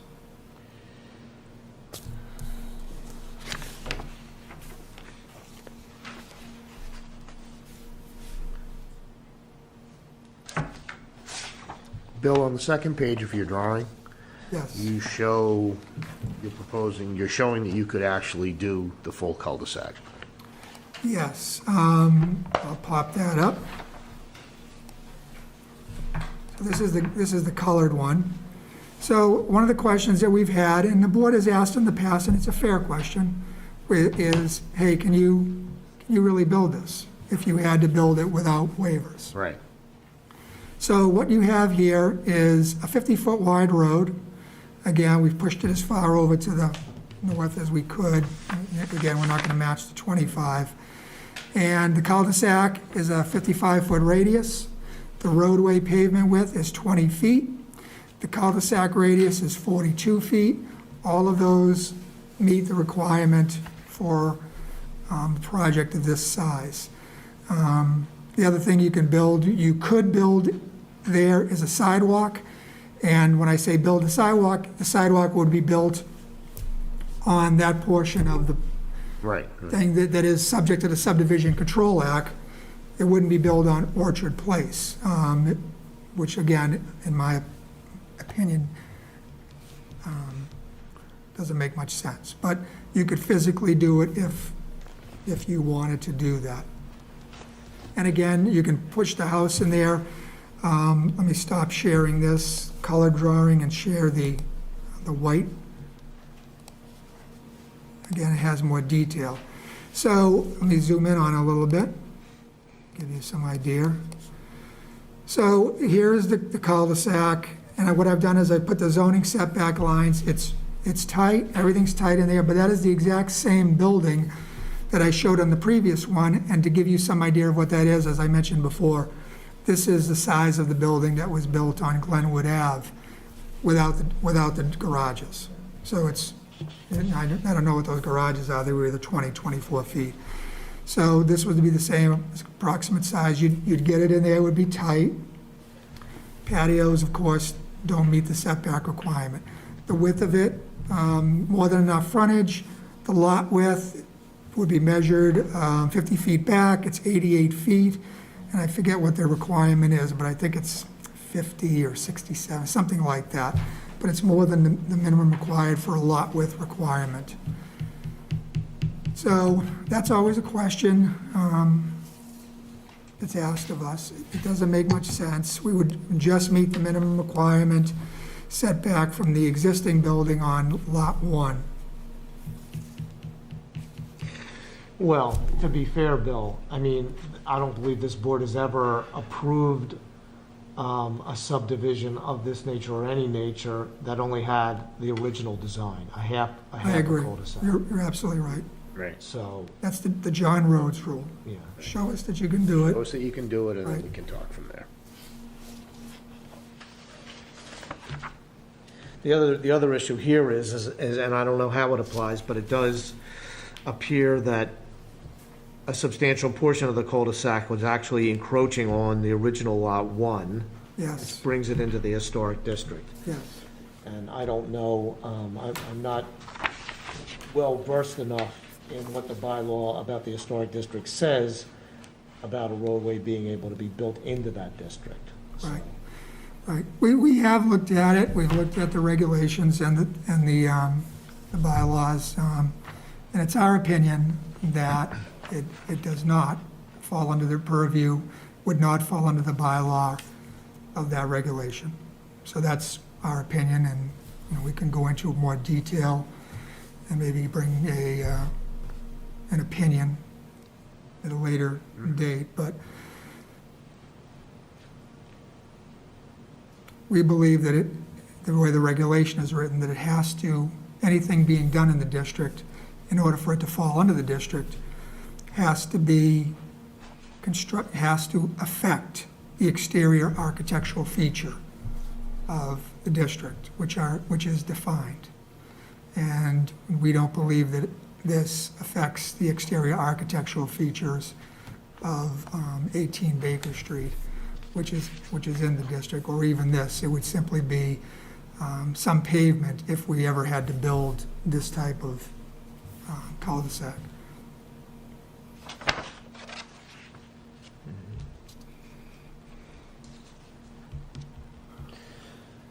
Any questions from members of the board? No, I think if we move forward at some point with a formal application, we'd want to investigate that further, but at this point, I think the historical side of it is really irrelevant at this point.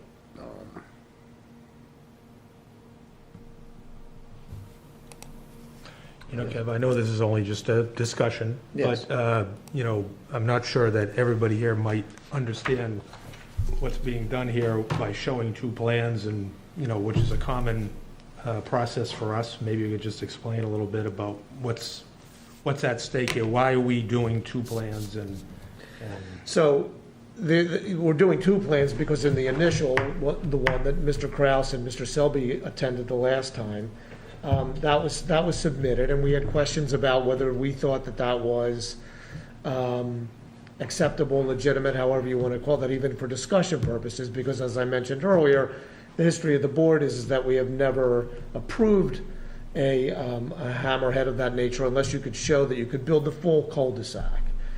And I think that led Mr. Buckley and Mr. Lynch to come back and say, let us show you how we could accomplish that. But it does change, it does make a big change to their initial discussion plan. the location of the building is different, and in order to get that cul-de-sac in there, it does remove a portion of Lot 1 in order to affect the construction of that specific cul-de-sac, for them to prove their point that it could be done. And it could be done in conformance with the town's subdivision rules and Correct. regulations. It could be done within conformance. With waivers. No. No, without waivers. Without. So this happens often, not often, but from time to time, that an applicant would come in seeking waivers, and from the town's point of view or from the board's point of view, we would be suggesting that, well, this project might be less intrusive by granting waivers, less destructive to the topography, less intrusive into the neighborhood. But typically, we would not go there if we didn't know for sure it could be built by conventional means in accordance with the subdivision rules and regulations. Right. And when Mr. Buckley presented the subdivision, the full cul-de-sac version, did he not say that there were still waivers required because of the length of the street and the width of the street? I'll let Mr. Buckley answer that. No, there's no waivers required because the only portion that falls under the jurisdiction of the planning board is the new piece. So the 25-foot wide existing road is in existence, and the board, in my opinion, has no jurisdiction over it. It's a public safety issue, which I think we've addressed by discussions with the public safety department. But the new section of roadway is 50 feet wide with a 55-foot cul-de-sac with a 20 feet of pavement with a 42-foot radius cul-de-sac, which meets the town standard. So the purpose of the informal discussion process is just for the applicant to get, he or she has an idea, and they say, here's what we'd like so you guys to consider before we go spending money on full-blown engineering and bringing it as a full-blown application. So we do these frequently for all kinds of small things and even larger things than this. Generally speaking, we found it's a very good process because it doesn't waste a lot of time and money. They get an idea right away if they think that the board will even give it consideration or not so much. So then they'll either come back with something else that they know will be appropriate or more appropriate and do the application, or they may just walk away and say, we can't make it work, either for money reasons or time reasons or whatever those may be. So I think that's as good an explanation as I can give. Mr. Chairman, in order to, since I'm trying to save time since we have an important housing meeting after this, and I don't want to be cut off, I do think that when I think of this historic district, so the straight face plan, as we call it, it has to pass the straight face plan. Let's imagine that portion of the historic district is wetlands. The board would not approve it without knowing for sure that a road would be allowed to be built on those wetlands. So maybe the next step is, rather than, because we all know what everybody's going to say and kind of where this is all going, maybe the next step is, before the board even makes any decision, to find out whether this road could be built in that historic district. I know what Bill's saying, but I mean, there's also a section, and I'm not arguing that it applies, but I just don't know that where it's exclusions, and it says the commission shall exclude from its purview the following, and under number 2, it says terraces, walks, sidewalks, or similar structures, but not including driveways and/or parking lots. It doesn't mention roads, so we don't know, but maybe the prudent thing to do to be most efficient is to figure out if that's a deal breaker, because if that's the case, then without historic commission approval, that road wouldn't pass the straight face test. And if it does, we learn that it is not applicable and that it has no bearing over it, then that's information for the board to consider in determining whether it would pass the so-called straight face test. So that kind of cuts to the root of it all at this point. When it wasn't in the historic district, it was kind of, your hands are tied and not hands are tied, but you're back to your age-old questions. We still have plenty of jurisdiction. Yeah, but you're kind of back to a similar situation that Jeff was describing, where sometimes the town does give waivers just to avoid these large cul-de-sacs to be built at areas that really would be disruptive. We don't know yet whether that's the case here, whether this could actually be built. And I think that's just really the only question on the table right now. And one of the Regardless of things- how everybody feels, the question is, can it be done? I just wanted to make sure that everybody understood No, what I this think that's process good. was all about. There is a second question on the table too, and I appreciate Paige bringing that up because Can I just, for protocol here, the person who speaks needs to be at a microphone, needs to be addressed by the chairman, and needs to identify themselves. So I just want to be clear, because we have a lot of people here, and if you keep talking from the audience, Paul can't get it, and Paul can't get in the it back. can So get if you want to mayhem. speak, just come up, say your name and address again, and then you can speak your piece about the second item. better, Paul. Much better. Yes. There we go. Trish Selby, 13 Baker Street. I am on the Historic District Commission. Two of the other members on the Historic District Commission are here with me in person, and one is on Zoom. We just can't see them because he's screen sharing. We all believe there are a lot of issues for the Historic District to be looking at if, in fact, they are trying to use any portion of 18 Baker Street's lot in order to get to either by waiver or by what you guys call the straight face build, in order to build something there. We've also had lots of conversations with lots of neighbors, which is why this room is as full as it is. And there is a secondary issue, which is it is not the belief of some people that there actually is a right-of-way in existence right now. So I know that they got a lawyer letter from Mr. Lovely saying this driveway, this parking space that's there in the middle of the right-of-way, which is 8 Orchard Place's parking space, that's not going to get adverse possession because it was created in 2002. It was turned into a condo in 2002. It was created long before that. So there is a factual question here of whether that right-of-way has been extinguished well over 20 years ago.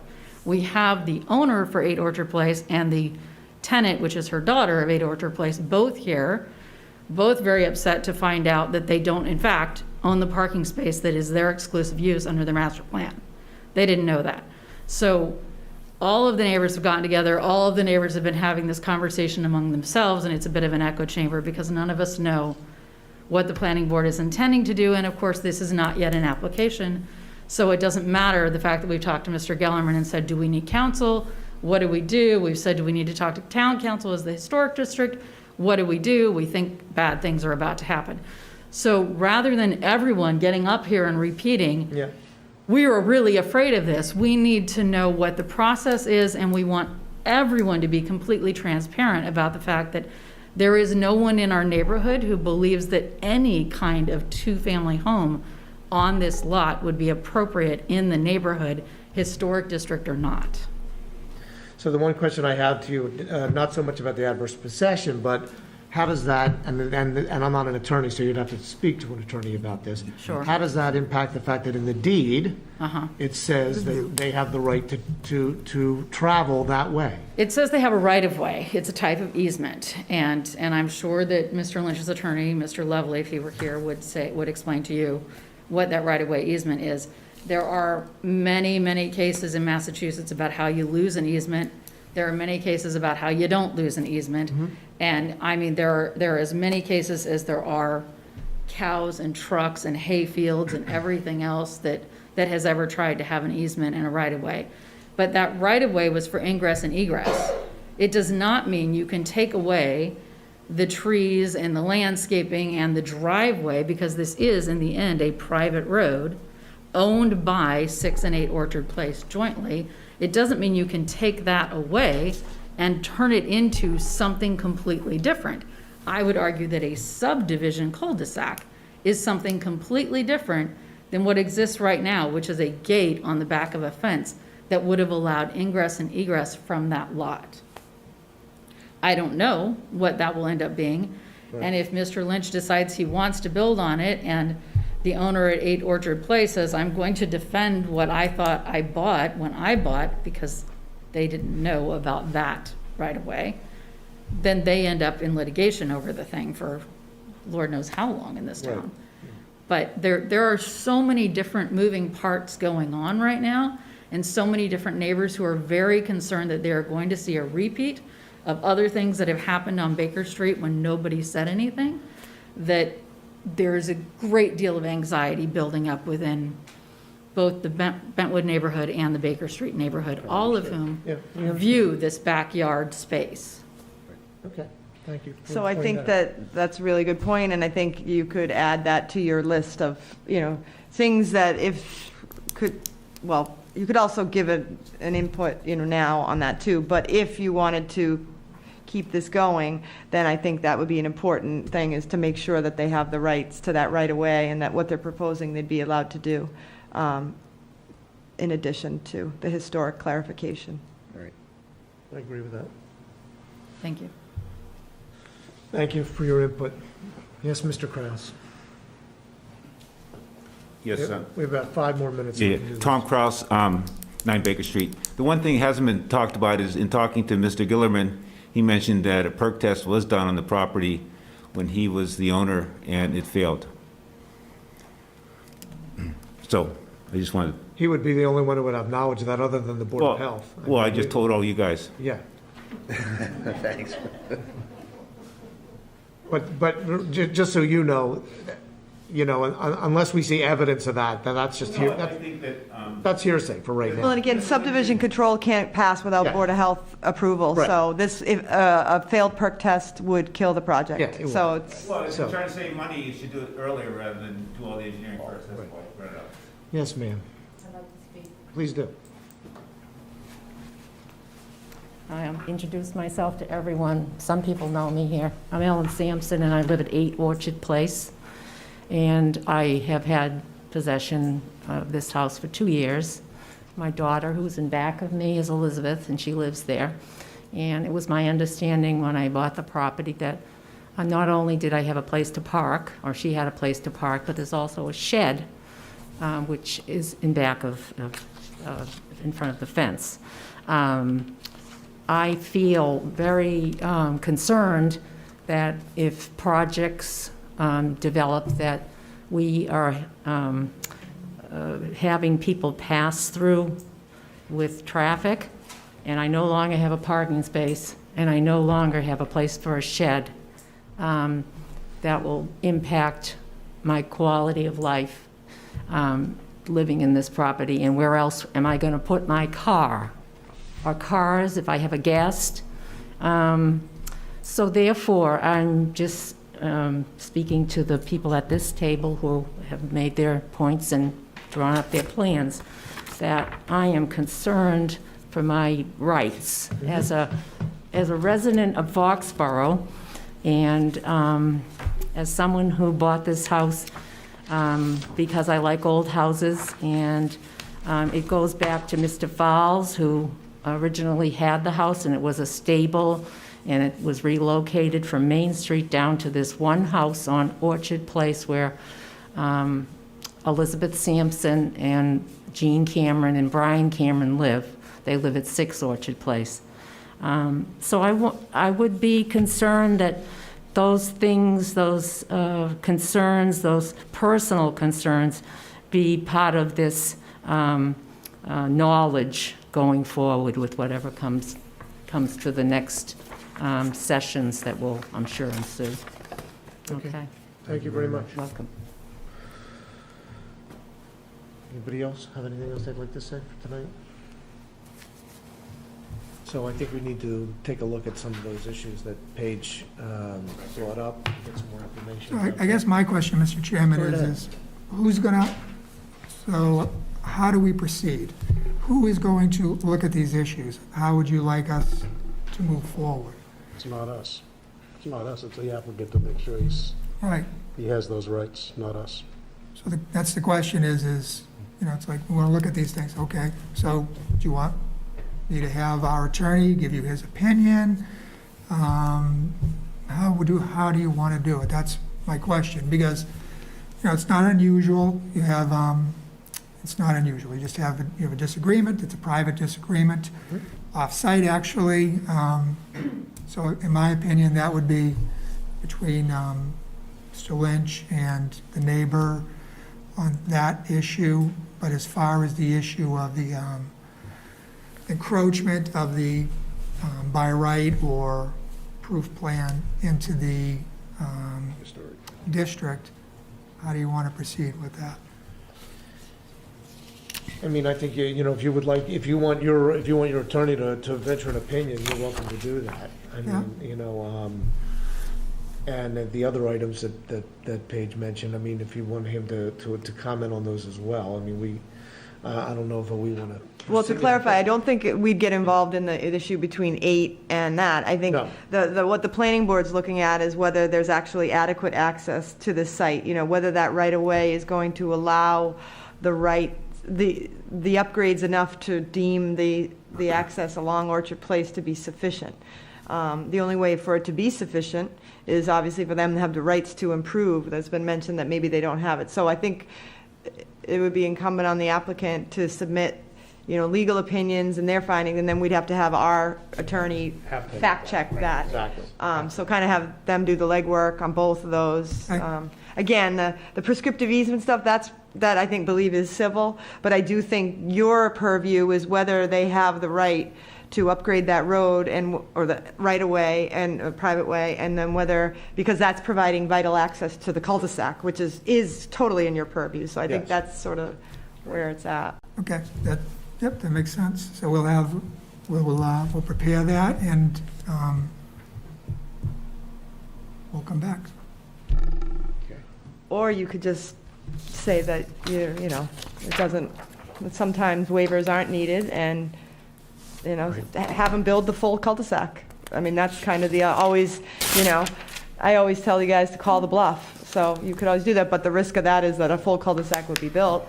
So I don't, but that's kind of always the threat. And you know how I feel about them, but sometimes, you know, the other thing is we're kicking this down the curb. We're having them spend more money on legal fees and if the board was against or leaning against it, it might be nice to put it out of its misery. So, but if you need the information, you need it, and that's fine. I think either way, we need the information, because if they would decide to go with the full cul-de-sac, that encroaches on the historical land. So that needs to be clarified. And if that's the case, and we don't decide to grant waivers and they want to move forward, then they can do it by right. But I think that the answer should be, unless Mr. Buckley says, you know, we want to fold. So No, I think it's a good next step. We should do that, and we should investigate it. The whole purpose of these informal meetings is to do this. Yes, exactly. Flesh out all these issues, get them out front, and we make a decision whether, so it's not, you know, I have no problem with moving forward as you discussed. It's a good way forward. Let's do that then. Okay. All right, January 14th. Can't wait. Well, let's just. That was a question. I don't know that we should schedule it, because we don't know what the town council, like, we don't know when we'd be getting the letter, and then it has to go to our town council. We'll wait till, it's informal, so we don't have Right, it's not a- advertising. Right. If we're ready, we'll get with the staff and get it organized. Right. And if you guys want to make sure we have a point of contact to get a hold of, like, if we could just get a hold of one or two of you and then spread the word, that would be helpful, because this isn't a public hearing, and we do want to make sure you all know about it. If it's any time in January or February, there's a good chance we're going to end up on Zoom. I don't know how much longer we're going to be allowed to do this. So feel free to check in with us on that, but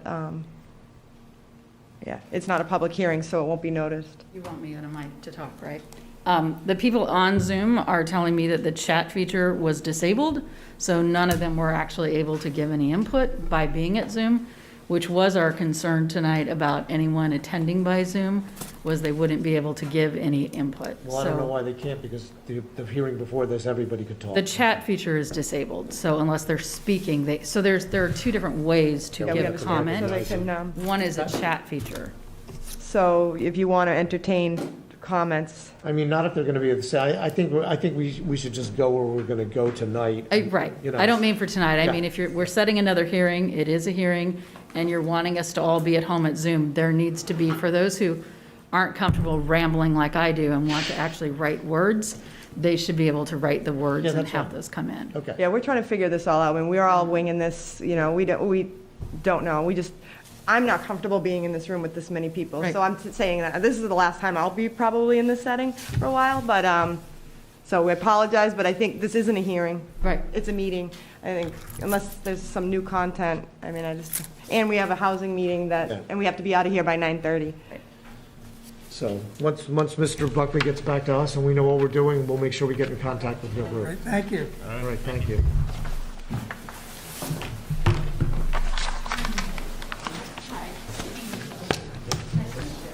home and tune into the housing meeting on cable.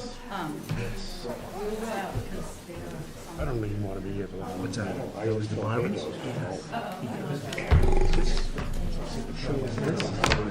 I know, no. Lot 1. I gave up on it. Oh, so it goes with this lot? Oh, I thought it did this. It does, that's the house. This is just a portion of lot 1. So, this is where they live. This is where the Byrons live. That's Gellerman's house. Why did they show you here? Yeah. I don't know. Hey, Billy, come here. I'm not going to dictate. I'm just going to. So I can't believe I We allow. didn't pick up on this before. Now I'm confused. So this is where the Byrons lived, but you have it here. Now we're formerly the Byrons. Oh. This is 18, this is where Gelman Yeah, used to live. yeah, that's it. That's wrong. That's wrong. That belongs there. Oh, so this is Debbie Byrons. Yes. She's sold it to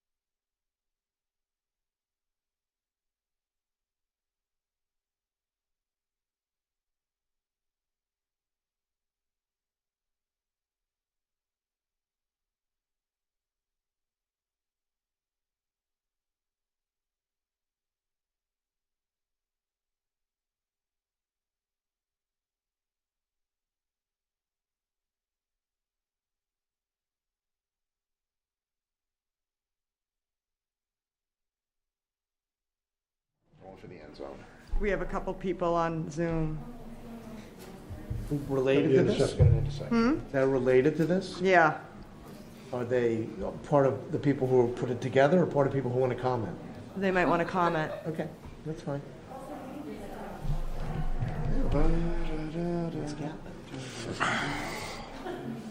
Yeah.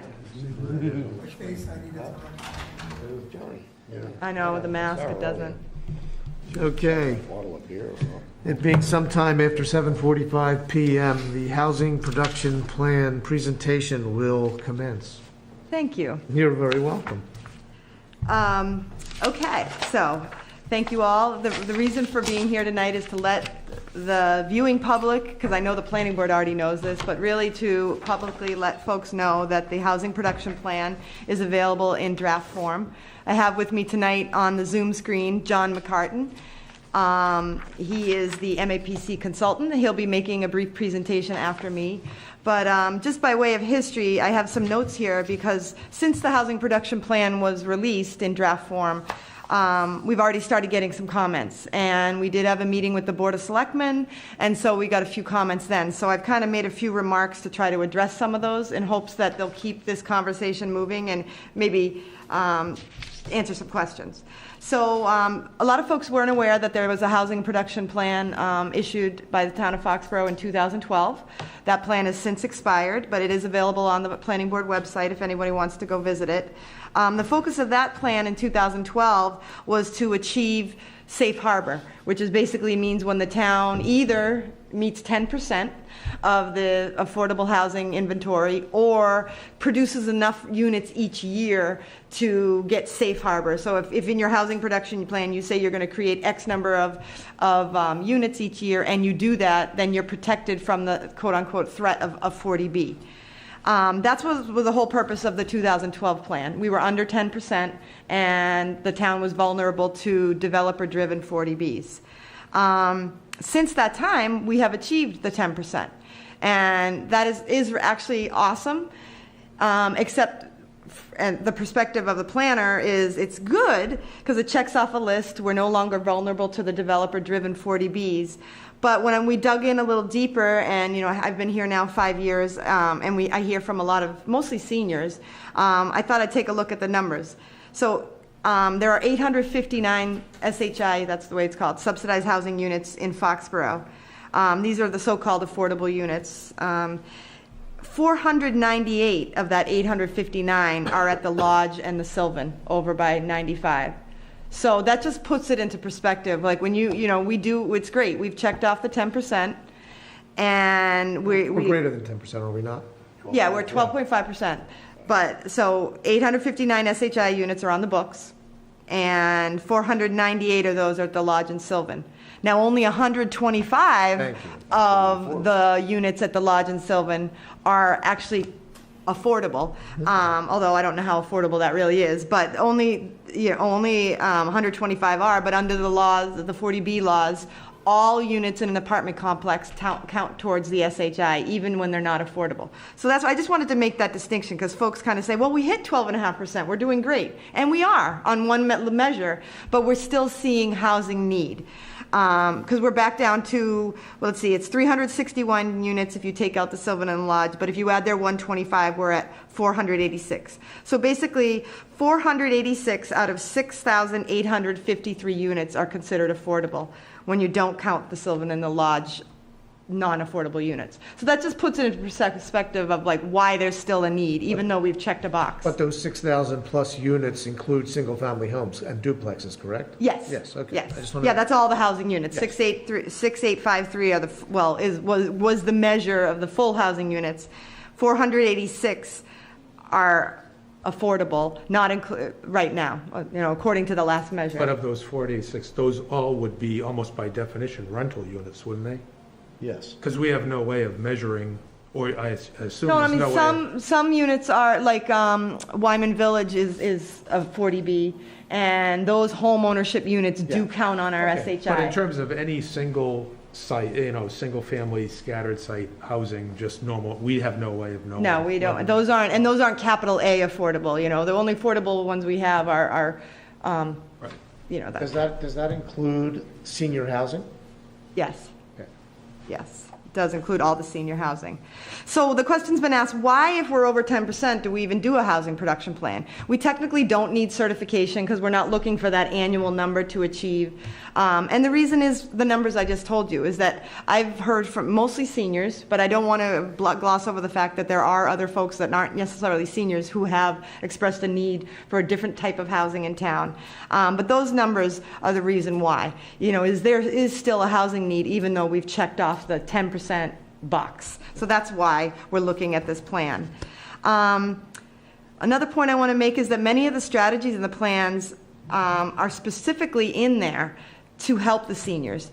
I've heard the comment that this is a builder-friendly plan, and I'm sad to hear that, because in reality, this plan was written directly to try to achieve what the seniors and others, but mostly the seniors, have asked for. For example, accessory dwelling units. I don't know that that's developer friendly or not, and that's to allow folks to live in a second unit attached to a single family home. One of the two units would need to be occupied by the homeowner. So it's not a true multifamily, it's not a true rental situation. You're always going to have the homeowner there to monitor that and to manage it. So under the definition of the ADU in the plan, does it have to be attached?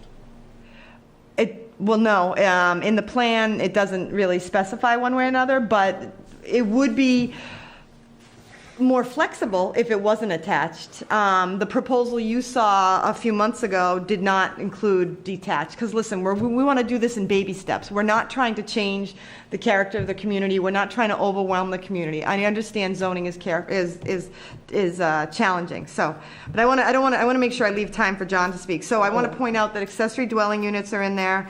The Walnut Street site was in there.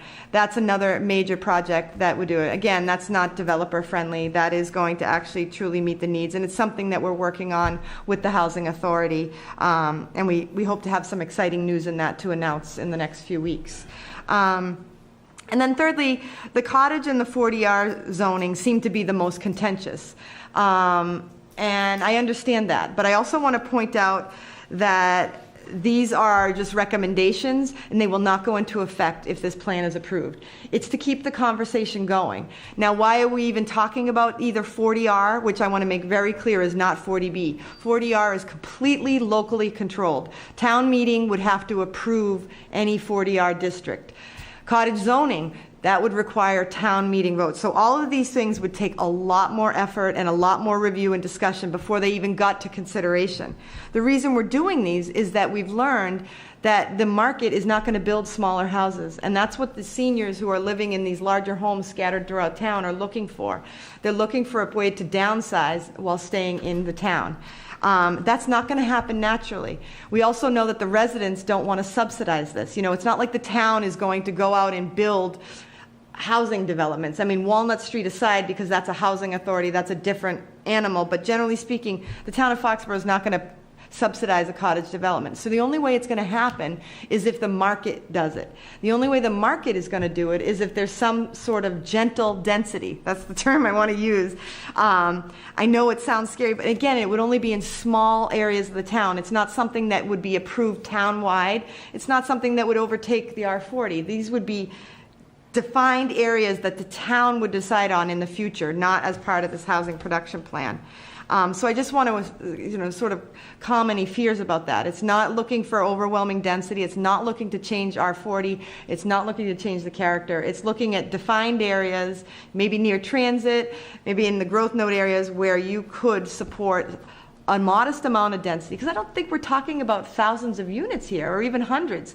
I think a handful of units to start, to let the seniors move is probably it. I don't think we have hundreds of seniors looking to do this all at once. So I think it's if you combined accessory dwelling units and the Walnut Street and then maybe a few little pockets, you might be in much better shape without a major change. The other point I've heard is that they want to know sort of how things have worked in the past, and I understand that in other housing production plans, and we're going to work on that information. But I also want to point out that this plan is very unique to Foxborough. It specifically was not done as one of the MAPC plans that you'd take off a shelf and just put in the name Foxborough. We specifically tailored all the strategies to Foxborough. And lastly, nothing in this plan commits the town to spending money. I've heard loud and clear that's a concern of the residents, that they don't want this affordable housing effort or a change of housing effort to end up putting a burden on town services or the town's taxpayers, and we hear that. This is really just to continue the discussion and to start looking at defined ways we can help our seniors and others stay in town, downsize, upsize, whatnot, have, students or young adults stay in town. So that's what this is going for. And the reason I've been fighting for seniors mostly is because they're the ones knocking at my door all the time. They're the most vocal ones. I have a letter here that I could read. She's not even a senior, but I have a letter from one of the longtime residents who's basically saying, I can't find a place to live in town. We have another letter from the Council on Aging, the chairwoman of that. So we do have support. I'm going to pass this over to John because I don't want to take up too much time, but I did want to set that stage because we're hearing a lot of comments, and I hope people don't just give up on this effort. Let's keep this conversation going. John, are you ready to take over? Unmute. Are you going to unmute? Can you hear me now? Oh boy. Nope. There we go. We got you. How about now? All good? All good. Great. All right, so thank you. I'm John McCartan. I am a planner with MAPC on the housing team. So that's the regional planning agency for the greater Boston region, of which Foxborough is a part. I'm going to share my screen real quick. I'm going to try to fly through this presentation, being cognizant of the time here.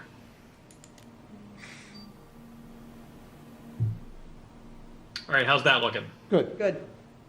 Great. Just one sec. All right. So I'm going to skip a lot of the intro here because it's 9:10. And Paige, teed this up brilliantly. I want to thank Paige and Gabby and really everyone in the town who's helped put this together. It's been a 13-month effort thus far. We really did our kickoff day in November of last year. So it's been a journey to get here, and I think we've come up with something that's like really tailored to Foxborough and really meets the needs of the community that we spoke with.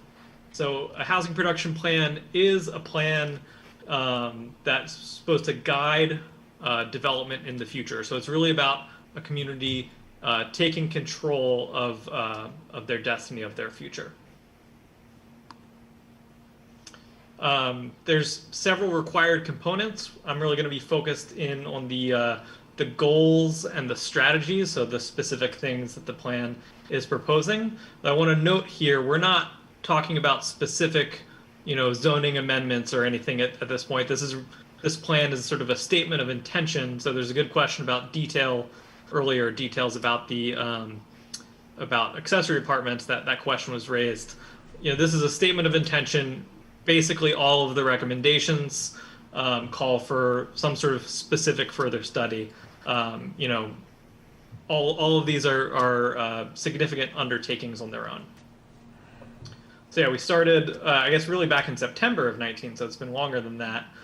We've been going through now. We've had several engagement events that you've, I'm sure, been briefed on.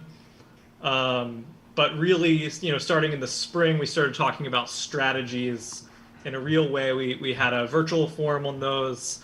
We did several meetings with our working group to sort of take this from a universe of 30 to 40 strategies that could respond to Foxborough's needs, and whittle that down to a much smaller, more achievable list. So as Paige mentioned, a lot of what we heard from the community and a lot of what's backed up in the data analysis is that the community sort of needs these smaller housing options, different housing options to meet the needs of seniors as they're looking to downsize, for young families looking for a starter home, single people, sort of options that are harder to find in Foxborough given its current housing stock. I won't go through all the stats here. There is existing cost burden in town, and I want to highlight this. So cost burden is when you spend more than 30% of your income on housing. That's considered a really unsustainable level. You have to start making hard choices. 1 in 5, almost 1 in 4 owners are cost burdened. Nearly half of renters are, and 40% of senior households are. So this is a real thing out in the community today. People are paying more than they ought to for housing, or really can pay for housing. As noted before, Foxborough has 12.5% units on the subsidized housing inventory. That's the state list. Those are capital A, capital H affordable units, or at least some of them are. Paige noted the sort of regulatory loophole that gets thrown in there that throws this off. But more important than any sort of affordability, or more important than any sort of inventory number, is like the need in town. This is a plan for real people, not sort of trying to chase some random metric. So what are the goals we landed on? And these, it was a long time coming in getting to these. It was, sort of months of engagement and then hammering out language with the working group, who are, again, residents and stakeholders. Encourage housing production that is unsubsidized but affordable to the typical Foxborough household. So, how do you get the market to create housing that people can afford? establish a regulatory environment that will enable market conditions to support the creation of varied housing options. So this is related. It's about, creating this regulatory environment, whether it's zoning, some other regulation. Promote a range of housing opportunities accessible to families, those without children, single income households, first-time home buyers, seniors, and those interested in multi-generational living. So these are all groups we talked to, whether it's at the senior center, town hall, in a focus group. We spoke to people with sort of different needs. Interestingly, many of those needs, called for the same type of housing, which is maybe something a little bit smaller than gets built today. Encourage deed-restricted affordable housing for low and moderate income households to keep long-term housing affordability consistent with Foxborough's roots and character. So Foxborough and the community here, understands its history as being a sort of mixed income history, a place where all people can grow up. And so deed-restricted affordable housing, which is more complicated to build, does sort of ensure that some housing is affordable no matter what happens in the market. So it's sort of this like safety valve. And then maintain balance of housing versus other land uses. I think it's important to the community members we spoke to, and certainly us. We're not talking about developing, on every parcel of land everywhere. How do you create a sort of balanced approach? So those are the goals. We looked at 30 to 40 strategies that could meet those goals, looked at the impact they would have on achieving goals, but then also, real fiscal costs to the town. It's no surprise that COVID has done a number on town finances, in Foxborough and anywhere. But sort of how do you make sure that we're not trying to burst the budget here? So here's the 7 priorities we came up with. And again, this is we, not MAPC, but town staff, MAPC, members of the working group who are residents, and then sort of also collecting input from various groups, including the general public through virtual forum and sort of paper survey that was offered. So 1, redevelop underutilized historic buildings to create new housing options. So here we're talking about sort of vacant historic buildings, some of which are going to be appropriate for housing, not all of them. But take a look at the historic assets in town, what's going to work for housing.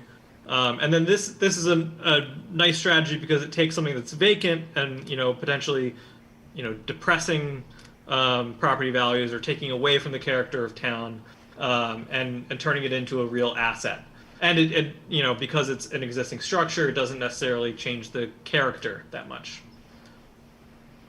Cottage housing. So this is a type of small housing. We discussed this with other small housing types at a community meeting we held in February. But this is a small housing type. It's a single family home that's built in sort of little clusters around an open space.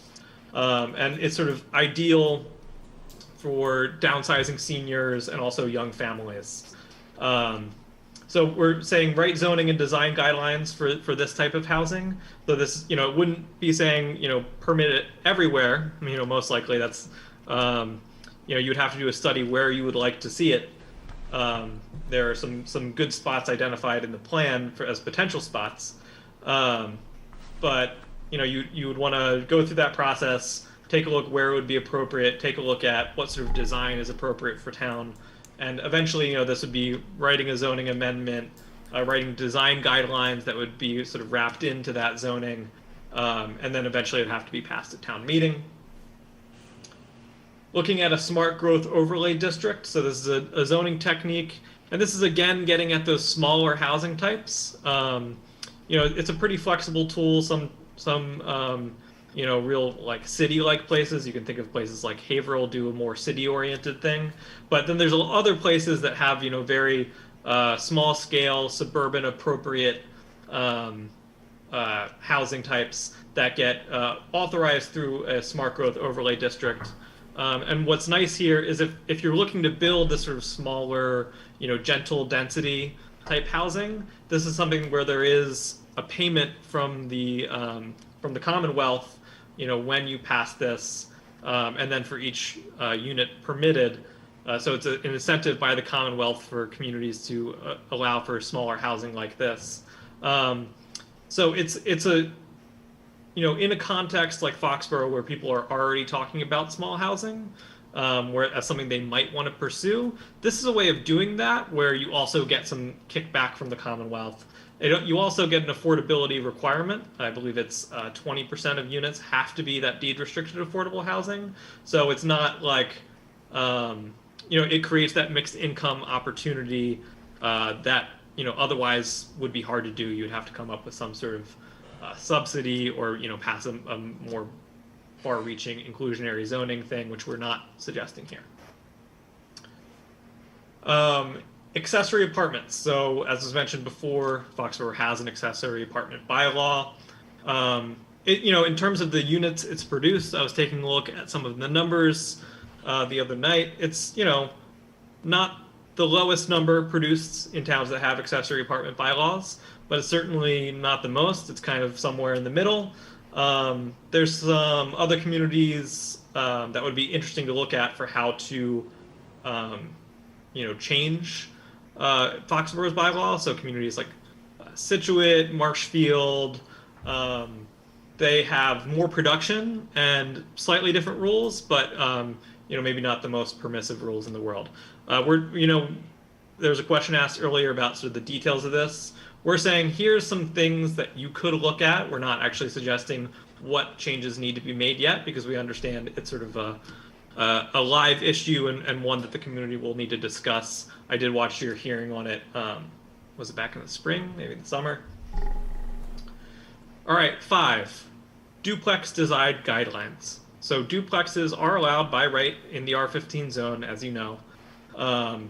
But we heard a lot from the community that the duplexes that were getting built were sort of out of character, not sensitive to the existing context, and then quite expensive. So one way we looked at sort of fixing this problem and bringing duplexes back to a sort of a type that could be accessible to regular Foxborough folks is through design guidelines that might help control bulk or some of the elements you're seeing in the duplexes today that make them more out of character with the existing context. Expand housing authority capacity. So this, this is effectively the Walnut Street site that we're talking about here. It's a great opportunity for the town. I saw Greg Spear on the call earlier. Greg Spear, the rest of the Housing Authority, and the town are all working hard to make this project a reality. But it's going to take a lift. So we're saying that it's a priority for the town to pursue this. And then lastly, there was a lot of great ideas that we heard from the community that would be great and applicable to Foxborough and meet the goals, but they would cost money and sometimes a significant amount of money. Understanding that the budget is, it's an open question everywhere right now. We didn't want to propose those things and know they were going to wither on the vine without having a secure funding source. So we're saying Foxborough should explore some funding source. And there's, interestingly, not every town has as many options for funding as Foxborough does. We know in the plan, there's, of course, the meals tax and sort of its relationship with the Gillette Stadium, opportunities for commercial development that don't exist in every town, commercial development being, much more remunerative. Can never say that word right, but much better for the town fiscally. And then we do suggest, taking a look at the Community Preservation Act, which is a way to secure funds for housing.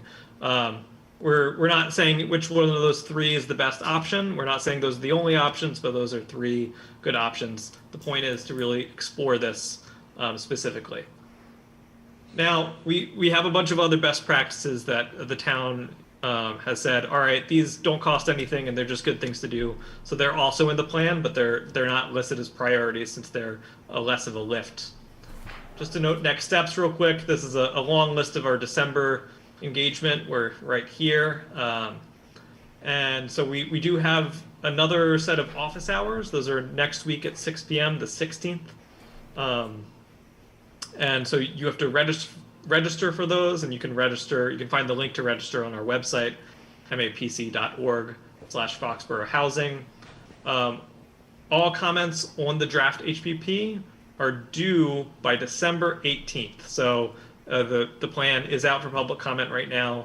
You can email those to Paige or drop them off at Town Hall. Eventually, sometime in 2021, we expect some version of this plan will go to the Board of Selectmen and you, the Planning Board, for adoption. But the timeline is sort of open on that. But that would be, sometime in the next year. All right, I'm going to quick sharing my screen. I'm sorry that was very fast for the content I had here, and hopefully there's some time for comments. Thank you, John. So that's basically the overview, where we are at. I guess if the board has any questions and anything specific. I'll be getting my comments. You're going to get my current. I mean, I do have a letter here. I feel like I should just read it just because this woman went so far as to write it in for the board. It says, "Hello, everyone. I hope all find you well. My name is Jacinta Carrion Williams, more commonly known to some as Cindy Williams, and I am a longtime resident of Foxborough. While I've had the benefit of growing up in Foxborough, as well as had the opportunity to own a couple homes in town, I am writing in support of the MAPC housing production plan. I find that in speaking with several town residents that the struggle is very real for many, myself included, to find suitable housing outside of a rental to meet current needs. These days, rental prices are very high, if not equal to what one would pay for a mortgage. I see my generation being priced out of town and wonder what is to become of some of the senior citizens in town that can no longer afford or to manage their larger homes and are unable to size down as the prices they would have to pay for a smaller home right now are equal or more expensive to what they currently own. In addition, smaller homes are almost non-existent as they are frequently purchased by contractors buying them and building much larger homes in their place with price ranges out of alignment with what the average person in town can afford. I often hear the town has exceeded 40B requirements, so they don't need to worry about meeting those needs anymore. However, what about the human factor involved? What about instead of worrying about meeting the requirements, we instead focus on the needs of the people within the town of Foxborough and look to see how their needs can be accommodated within a town they have grown to love and have called home for so many years? Looking at the current environment, we also need to consider what the long-term effects of this pandemic has done or will do to many residents that have been struggling to maintain their residences. What are they going to do now, and how will this affect them in the future? We also need to consider that in Foxborough we have a problem with perception versus reality. While many people who either visit or think Foxborough is a pretty affluent town due to the stadium, the reality is that we have a real challenge in meeting the housing needs of our residents. I think we should give great consideration to this plan based on the many people that took the time to address the concerns of various town residents and possible future residents either looking to rent or own, but nonetheless to be able to call Foxborough home. Respectfully submitted, Jacinta Carrion Williams, Cindy Williams. It's dated today. So she was nice enough to write a letter, so I didn't want to let that go. So does anybody have anything? Is there anybody on Zoom? I think John. I did think I saw Joan Gallivan there, but. Yeah, I see two people. Joan's here. It seems like she might want to say something. Oh, wait, I should note we are close to... Joan, you're on mute. We are close to 9:30, so we do have to limit. Joan, you're still muted. Joan, you're on mute.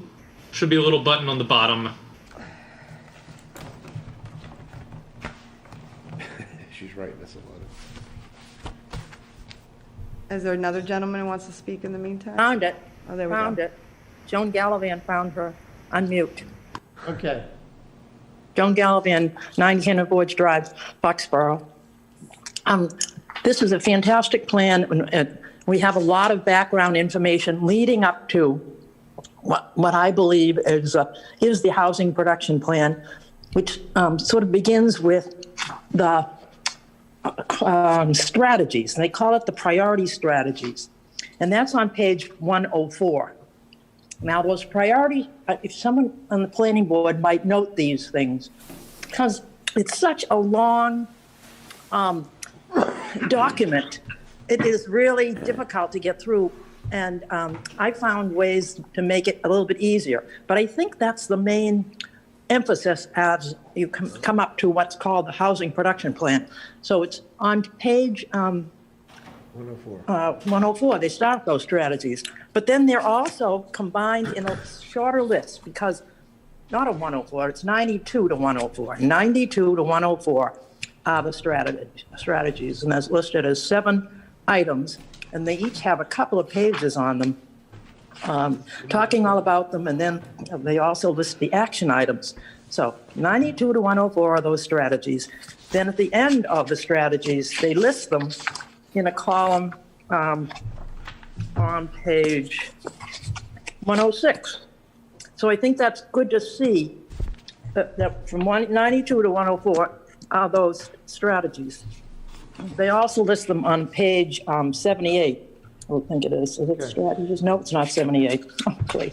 But I'm saying that's what it is on these.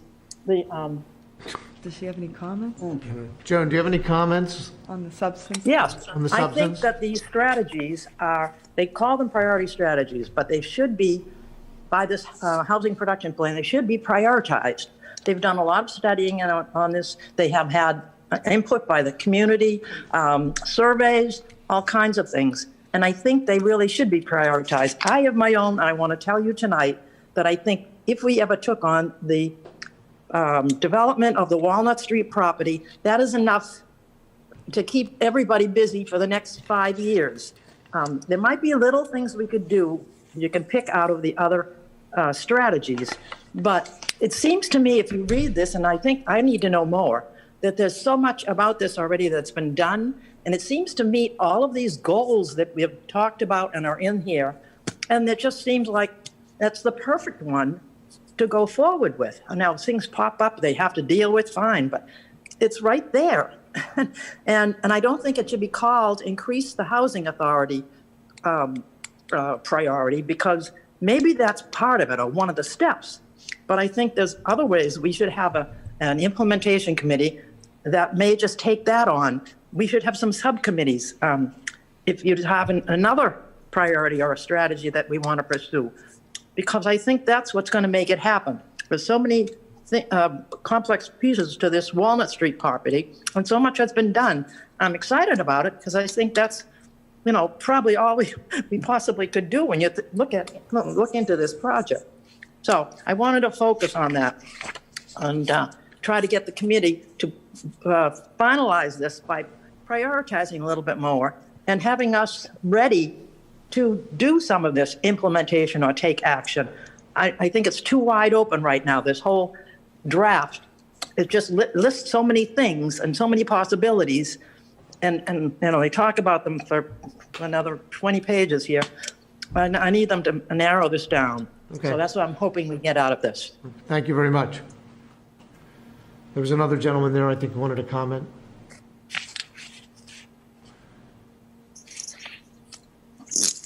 Hi, my name is Mark Powers. May I comment? Please. Okay. One of the things in following the housing production plan, I participated in the survey that was out this summer into the fall. And I was dismayed when the HPP was produced to see that the alignment of the priorities really almost was flipped from what the survey said should be priorities in town. I'd ask you to go back and take a look at the survey, look at what people who participated in the survey put down as important to the town. Quick example, cottage housing. Cottage housing ranked near the bottom in the survey. Now the survey had over 300 participants. So it's in my mind, that's a pretty good representation during a COVID year for what you're going to get out of the town. It's very difficult during these times to get people to get out to meetings, hear what's going on. The other thing, last week at the selectmen's meeting, MAPC listed some towns that they had produced housing production plans for. And I took a look at a number of these. And I went back to the 2005 plan they produced for Winthrop. And the overview for Winthrop sounds an awful lot like what we're dealing with here. That there was concern about elderly residents in the town of Winthrop with rising housing prices, that could they stay in their houses, and could people who were younger, who had grown up in Winthrop, be able to afford homes there? And so, part of what we're looking at is not a Foxborough issue. This is a national issue. Paige said that this document was, Foxborough specific. It is when you go through each of the items. But if you take a look at what the HPPs in the other towns involved, there's not much new there. The overlay districts, everything that goes right on down the line is contained in those other plans. I would just ask people, think about this. I think this is a major change. The idea of allowing freestanding buildings that people will rent in their yards, I certainly don't understand that at all. I think, when we talk about in-law apartments, maybe if we want to move away from having people rent to just their families, but if they have an attached apartment to their house and they live with it, but a freestanding, we're building homes. We're building houses on lots that were not intended to have two houses. That's just my few comments for this evening. Thank you, Mr. Powers. I think there's another gentleman there who might have something to say. Sir? Are you referencing me? Yes, I am, sir. Okay. I didn't raise my hand, but yeah, I'm perplexed because Can you just tell us we who you have are? a state mandate. I'm sorry? Can you just tell us who you are? Yes, where you John Schlebeck, 13 Faxon Street. Thank you very much. Foxborough. I'm perplexed because, 40B is a state mandate. But what I see here is it seems like we're aspiring to reduce the average cost of housing in our town for no apparent reason other than, I'm being told that people who live here, who at one time were younger, who did afford their house is appreciated in value, which is a good thing. And for whatever reason, they no longer want to live in that house. And what I also just heard is that if they want to go to a smaller house, that smaller house either doesn't exist, or if it does, it costs more money than the large house they're in, which, I don't know, it doesn't make sense to me. And I'm just curious why we're not allowing the market, a free market to drive, what gets developed here. Obviously, within the bounds of zoning, but, there was a reference to large houses being built. Large houses are not going to be built if people aren't going to buy them. And apparently people are buying them. So I'm just, I think we're going down a really slippery slope here when we talk about, creating very low-cost housing and high-density development. Which to me just turns into a tremendous burden on the town that, can drag down everyone's property values eventually and increase taxes, not to mention tax, the infrastructure in the town, whether we're talking, about water or schools or, roads and things like that. So I think there's a lot of touch points here that aren't really being evaluated, and a lot that could go wrong with this. Thank you. Thank you. Anything else anyone wants to add? No, it's Not time at this time. It's time to go, but I will say that there's no high density. We do have one more person on Zoom, Marlene, I believe. Marlene? Thank you. My name is Marlene DeLeon. I live at 19 Bourne Road. We've been residents here since 1987. And what I'd like to say is that the housing plan is not designed to be an exclusive plan for all houses to be built in Foxborough. It really is saying, let's provide a way for some limited housing that will address the needs of those who cannot afford the biggest homes, of which, you know, if you look at the way housing development has gone in Foxborough, you know that all of the housing built has been large homes with few exceptions. And this is just saying, create some designated spaces and ways to build a few affordable homes. That isn't going to drive all of the market. It's going to provide a segment of housing for people who are elderly, people who are first-time owners, people who are single parent families. Again, it's just serving a fragment. It's not going to change the whole picture of housing in Foxborough and all of the plans for housing development in Foxborough. Thank you. Want to adjourn? Is there anything else? Do we have anybody else? I think that's it. So anyway, the main reason for this presentation, we're sorry for the condensed amount of time. We have a curfew. We did want to get the word out. It is getting out. I appreciate everybody giving their time.